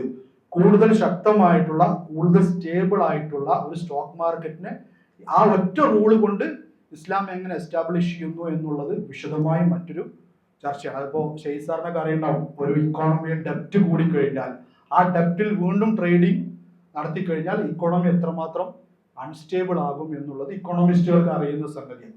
അതിലേക്കുള്ള ഡോറാണ് ഈ ഒരു റൂളിലൂടെ അടയുന്നത്. അതുപോലെ തന്നെ ബോക്സ് കമ്പനീസ് പറഞ്ഞാൽ കാര്യമായ പ്രവർത്തനങ്ങളൊന്നും ഇല്ലാതെ നാമമാത്രമായിട്ട് കമ്പനി ഉണ്ടാക്കുക, എന്നിട്ട് അതിന്റെ പേരിൽ ഓഹരികൾ അങ്ങോട്ടും ഇങ്ങോട്ടും ട്രാൻസാക്ട് ചെയ്യാം. ഇതിനെ പോൺസി കമ്പനീസ് എന്നാണ് പറയുന്നത്. ഇതിലേക്കുള്ള ഡോറും ഈ ഒരു റൂളിലൂടെ അടച്ചു കളയാണ് ചെയ്യുന്നത്. അപ്പോൾ ഇവിടെ ഉള്ള ഹുക്മ എന്ന് പറയുന്നത് രണ്ട് തട്ടിലാണ് ഉള്ളത്. ഒരു ഭാഗത്ത് ഹനഫി മദ്ഹബും ബാക്കിയുള്ള ഭാഗത്ത് ബാക്കി 3 മദ്ഹബുകളുമാണ്. എന്ന് പറഞ്ഞാൽ 3 മദ്ഹബുകളിൽ പറയുന്നത് ഇത് 50% കൂടുതലായിരിക്കണം. എന്ന് പറഞ്ഞാൽ liquid assets to non liquid അസറ്റ്സിന്റെ റേഷ്യോ എത്ര ആയിരിക്കണം? മുന്തി നിൽക്കേണ്ടത് എന്താണ്? 51% അതിൽ കൂടുതലോ നോൺ ലിക്വിഡ് അസറ്റ്സ് ഉണ്ടെങ്കിൽ മാത്രമേ എന്ത് ചെയ്യാൻ പറ്റുള്ളൂ? ഈ രൂപത്തിൽ നിങ്ങൾക്ക് ട്രേഡ് ചെയ്യാൻ പറ്റുള്ളൂ. അപ്പൊ 50% എന്നുള്ള റേഷ്യോ അവിടെ വരും. ഹനഫി മദ്ഹബ് പറയുന്നത് അവിടെ അങ്ങനെ 51% മെജോറിറ്റിയുടെ ആവശ്യം ഇല്ല. എന്തുണ്ടായാൽ മതി? ലിക്വിഡ് അസറ്റ്സ് എന്ന് പറയുന്നത് കൺസിഡറബിൾ വാല്യൂ ഉണ്ടെങ്കിൽ എന്ത് ചെയ്യാം? അത് ചെയ്യാം. ഉദാഹരണത്തിന് ഒരു ബിൽഡിംഗ് ഉണ്ട്, അതുപോലെ തന്നെ കുറച്ച് പൈസയുണ്ട്. ഈ മൊത്തം ഇതിന്റെ മൂല്യം എന്ന് പറയുന്നത് 10 കോടി രൂപയാണ്. ഓക്കെ, നേരത്തെ പറഞ്ഞത് പ്രകാരം ഈ ബിൽഡിംഗ് ഉള്ളതോടൊപ്പം തന്നെ 10 കോടി രൂപയുടെ പൈസ ബാങ്കിൽ ഉണ്ട് എങ്കിൽ അവിടെ 50% എന്ന് പറയുന്ന റേഷ്യോ വരുന്നുള്ളൂ. ഹനഫി മദ്ഹബ് പറയുന്നത് അവിടെ മെജോറിറ്റി എന്ന് പറയുന്നത് ഈ ഒരു സംഗതിയാണെങ്കിൽ ബാക്കിയുള്ള എല്ലാ വിലയും ഇതിന്റെ വിലയായിട്ട് കണക്കാക്കുകയും അതിൽ ട്രാൻസാക്ഷൻ നടത്തുകയും ചെയ്യാം എന്നുള്ളതാണ്. കൂടുതൽ പ്രായോഗികമായിട്ടൊരു നിയമമായിട്ട് കാണുന്നതും അത് തന്നെയാണ്. പക്ഷെ ഇന്ന് ഈ സ്ക്രീനിങ് നോംസ് ഒക്കെയും ഇതിൽ 50% എന്ന് പറയുന്ന റേഷ്യോ മുതൽ 90% എന്ന് പറയുന്ന റേഷ്യോയിൽ വേരിയസ് റേഷ്യോസ് ആണ് കൊടുത്തുകൊണ്ടിരിക്കുന്നത്. കൺസിഡറബിൾ വേരിയേഷൻ ഉള്ള ഒരു സംഗതിയാണ് ഇത്. അപ്പോ പക്ഷെ ഇതിന്റെ നിയമം എന്ന് പറയുന്നത് ഇസ്ലാമിലെ ശറഈലെ അടിസ്ഥാനപരമായിട്ടുള്ള നിയമമാണ്, സർഫിന്റെ നിയമം. അതിൽ ഓഫി പറയുന്നത് 51% എന്നുള്ളതാണ്. എന്ന് പറഞ്ഞാൽ മെജോറിറ്റി പോർഷൻ എന്തായിരിക്കണം? നോൺ ലിക്വിഡ് പോർഷൻ ആയിരിക്കുക എന്നുള്ളതാണ്. ഇനി മൂന്നാമത്തെ സംഗതി ഇതുകൂടി പറഞ്ഞുകൊണ്ട് ഇന്നത്തെ ഇത് അവസാനിപ്പിക്കുകയാണ്. ഇൻട്രസ്റ്റ് ഇൻകം എന്ന് പറയുന്ന ഒരു സ്ക്രീനിങ് ആണ്. 2 സ്ക്രീനിങ് നമ്മൾ നടത്തി. മൂന്നാമത്തെ സ്ക്രീനിങ് എന്ന് പറയുന്നത് ഹലാലായിട്ടുള്ള ബിസിനസ് ആണ് ചെയ്യുന്നത് എങ്കിലും പർപ്പസ്ഫുള്ളി മൂലധനത്തിന്റെ ഒരു ഭാഗം ഇൻട്രസ്റ്റ് ഏർണിംഗ് ആയിട്ടുള്ള സെക്യൂരിറ്റീസിൽ ഇൻവെസ്റ്റ് ചെയ്താൽ അതിൽ നിന്ന് എന്തുണ്ടാവും? ഇൻട്രസ്റ്റ് ഇൻകം ഉണ്ടാവും. ഉദാഹരണത്തിന് 100 കോടി രൂപ മൂലധനമുള്ള ഒരു കമ്പനി, ആ കമ്പനി ടെക്സ്റ്റൈൽസ് കമ്പനിയാണ്. പക്ഷെ 90 കോടി രൂപ ബിസിനസ്സിൽ ഉപയോഗിക്കുന്നു, 10 കോടി രൂപ ബാങ്കിൽ ഫിക്സഡ് ഡെപ്പോസിറ്റ് ആയിട്ട് വെച്ചിരിക്കുന്നു. ആ 10 കോടി രൂപയിൽ 8% ഇൻട്രസ്റ്റ് വരികയാണെങ്കിൽ ഒരു വർഷം 80 ലക്ഷം രൂപ അതിന്റെ അക്കൗണ്ടിലേക്ക് പലിശ ഇനത്തിൽ വരും. അപ്പോൾ ഈ രൂപത്തിൽ വരുന്ന ഇൻട്രസ്റ്റ് ഇൻകത്തിന്റെ ടോളറൻസ് എന്നാണ് പറയുന്നത്. സ്ക്രീനിങ് എന്നല്ല, ടോളറൻസ് ലെവൽ 3% നിജപ്പെടുത്തിയിട്ടുണ്ട് മോഡേൺ സ്ക്രീനിങ് നോംസ്. ഇതിന് പറയുന്നത് ഈ 3% പലിശ ഹലാലാണ് എന്നുള്ളതല്ല. പക്ഷെ ഒരു ഇൻട്രസ്റ്റ് ബേസ്ഡ് ഇക്കോണമിയിൽ ഒട്ടും പലിശ അക്കൗണ്ടിലേക്ക് വരാതിരിക്കുക എന്ന് പറയുന്നത് ഒരു അപ്രായോഗികതയാണ്. കാരണം ഏതെങ്കിലും ഒക്കെ തരത്തിൽ നമുക്കുണ്ടാകുന്ന, ഉദാഹരണത്തിന് സെക്യൂരിറ്റി ഡെപ്പോസിറ്റുകൾ, ഉദാഹരണത്തിന് കൺസ്ട്രക്ഷൻ കമ്പനിയാണെന്ന് വിചാരിക്കാം, ഗവൺമെന്റ് അടുത്ത് പല പ്രൊജക്ടുകൾക്കും അവർ സെക്യൂരിറ്റി ഡെപ്പോസിറ്റ് വെക്കും. അതിൽ ഗവൺമെന്റ് എന്ത് കൊടുക്കും? ടൈംലി ആയിട്ടുള്ള ഇൻട്രസ്റ്റ് കൊടുക്കും. ഓക്കെ, ഈ രീതിയിൽ ഇൻട്രസ്റ്റ് ഇൻഫിൽട്രേഷൻ എന്ന് പറയുന്നത് ഒരു റിയാലിറ്റിയായി നിലനിൽക്കുന്നത് കൊണ്ട് 3% എന്നുള്ളൊരു ടോളറൻസ് ലെവലാണ് ഇതിൽ നിശ്ചയിച്ചിട്ടുള്ളത്. എന്ന് പറഞ്ഞാൽ ടോട്ടൽ റവന്യൂവിന്റെ 3% താഴെ മാത്രമേ എന്തുണ്ടാകാൻ പാടുള്ളൂ? ഹറാം ഇൻകം അല്ലെങ്കിൽ ഇൻട്രസ്റ്റ് ഇൻകം ഉണ്ടാവാൻ പാടുള്ളൂ. അതിൽ കൂടുതലാണ് എങ്കിൽ പർപ്പസ്ഫുള്ളി ആ കമ്പനി എന്ത് ചെയ്യുന്നുണ്ടെന്നാണ് നമ്മൾ മനസ്സിലാക്കേണ്ടത്. ഇൻട്രസ്റ്റ് ബാരിംഗ് ഇൻവെസ്റ്റ്മെന്റ്സ് ആ കമ്പനി നടത്തുന്നുണ്ട്. ഇനി നാലാമത്തെ കാര്യം എന്ന് പറയുന്നത് പെർജിങ് ഓഫ് നോൺ ഹലാൽ ഇൻകം. ഇങ്ങനെയൊക്കെ നമ്മൾ ഈ ഒരു ശരിയാ സ്ക്രീൻ നോംസ് ഒക്കെ വെച്ചുകൊണ്ട് നമ്മൾ ഇൻവെസ്റ്റ്മെന്റ് നടത്തിയാലും നേരത്തെ പറഞ്ഞതുപോലെ എന്ത് സംഭവിക്കാം? ഇൻഫിൽട്രേഷൻ ഓഫ് ഹറാം ഇൻകം എന്ന് പറയുന്നത് സംഭവിക്കാം. അത് ഡിവിഡന്റിന്റെ രൂപത്തിലാണ് നമ്മളുടെ അക്കൗണ്ടിലേക്ക് വരിക. അപ്പോൾ ഒരു ഡിവിഡന്റ് നമുക്ക് കിട്ടുമ്പോൾ ആ കമ്പനിക്ക് 2% ഇൻട്രസ്റ്റ് ഇൻകം ഉണ്ടെന്ന് വിചാരിക്കാം. അപ്പൊ 100 രൂപ നിങ്ങൾക്ക് ഡിവിഡന്റ് കിട്ടിയാൽ അതിൽ എത്ര രൂപന്റെ ഇതുണ്ടാവും?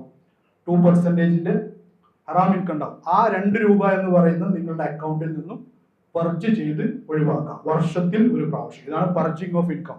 ഈ 5 സംഗതികൾ പാലിച്ചുകൊണ്ട് നടത്തുന്ന ഇൻവെസ്റ്റ്മെന്റ്സ് എന്ന് പറയുന്നത് ശരിയ ടോളറന്റ് ആയിരിക്കും എന്നുള്ള ഒരു ഫ്രെയിം വർക്കാണ് ഈ ഒരു വിഷയത്തിൽ ഈ ശരിയ സ്ക്രീനിങ് നോംസിൽ പറയുന്നത്. ഇനി ഇതിൽ ഈ ഇസ്ലാമികമായിട്ടുള്ള ഇൻവെസ്റ്റ്മെന്റ് എല്ലാ സംഗതികളും നമ്മൾ പറഞ്ഞു കഴിഞ്ഞില്ല. ഉദാഹരണത്തിന് ഷോർട്ട് സെല്ലിംഗ് എന്ന് പറയുന്ന ഒരു കാര്യമുണ്ട്, മാർജിൻ ട്രേഡിംഗ് എന്ന് പറയുന്ന കാര്യമുണ്ട്, ഫ്യൂച്ചേഴ്സ് മാർക്കറ്റ് എന്ന് പറയുന്ന ഒരു കാര്യമുണ്ട്. ഫ്യൂച്ചേഴ്സിൽ തന്നെ ഓപ്ഷൻസ്, ഡെറിവേറ്റീവ്സിൽ തന്നെ ഫ്യൂച്ചേഴ്സും ഉണ്ട്, ഓപ്ഷൻസും ഉണ്ട്, സ്വാപ്സും ഉണ്ട്. ഇതൊക്കെയും വിശദമായിട്ട് വീണ്ടും പറയേണ്ട കാര്യങ്ങളാണ്. അത് സ്ക്രീനിങ് നോംസിന്റെ അടിസ്ഥാനം. ഇപ്പോൾ ഉദാഹരണത്തിന് ഷോർട്ട് സെല്ലിംഗ് എന്ന് പറയുന്നത് ഈ സ്ക്രീനിങ് ഒക്കെയും കഴിഞ്ഞു വന്നിട്ടുള്ള ഒരു ഷെയറിൽ ഒരാൾക്ക് എന്ത് ചെയ്യാം? ഷോർട്ട് സെല്ലിംഗ് ചെയ്യാം. അപ്പോൾ ഷോർട്ട് സെല്ലിങ്ങിന്റെ ശരിയായ പൊസിഷൻ എന്താണ്? അങ്ങനെ ഒരു 5-8 കാര്യങ്ങൾ ഇതിന്റെ ഇസ്ലാമിക് സൈഡിൽ ഇനിയും വിശദീകരിക്കാനുണ്ട്. എനിക്ക് തോന്നുന്നത് ഇന്ന് നമ്മളുടെ സെഷൻ ഒന്ന് റെഡ്യൂസ് ചെയ്തിട്ടുണ്ട്, ഉച്ചവരെ ആക്കിയിട്ടുണ്ട്. അതിനുശേഷം എക്സിക്യൂട്ടീവ് അപ്പോൾ ഒരു പ്രസന്റേഷനും കൂടി ഇവിടെ നടക്കാനുണ്ട്. അതുകൊണ്ട് ഇന്നത്തെ സെഷൻ ഞാൻ എന്ത് ചെയ്യണം, ഇവിടെ വൈൻഡ് അപ്പ് ചെയ്യണം. ഇനി വരുന്ന സെഷനുകളിൽ 2 or 3 സെഷനുകളായിട്ട് നമുക്കത് പറഞ്ഞു തീർക്കാൻ സാധിക്കുള്ളൂ. ഇൻഷാ അല്ലാഹ്. അൽഹംദുലില്ലാഹി റബ്ബിൽ ആലമീൻ.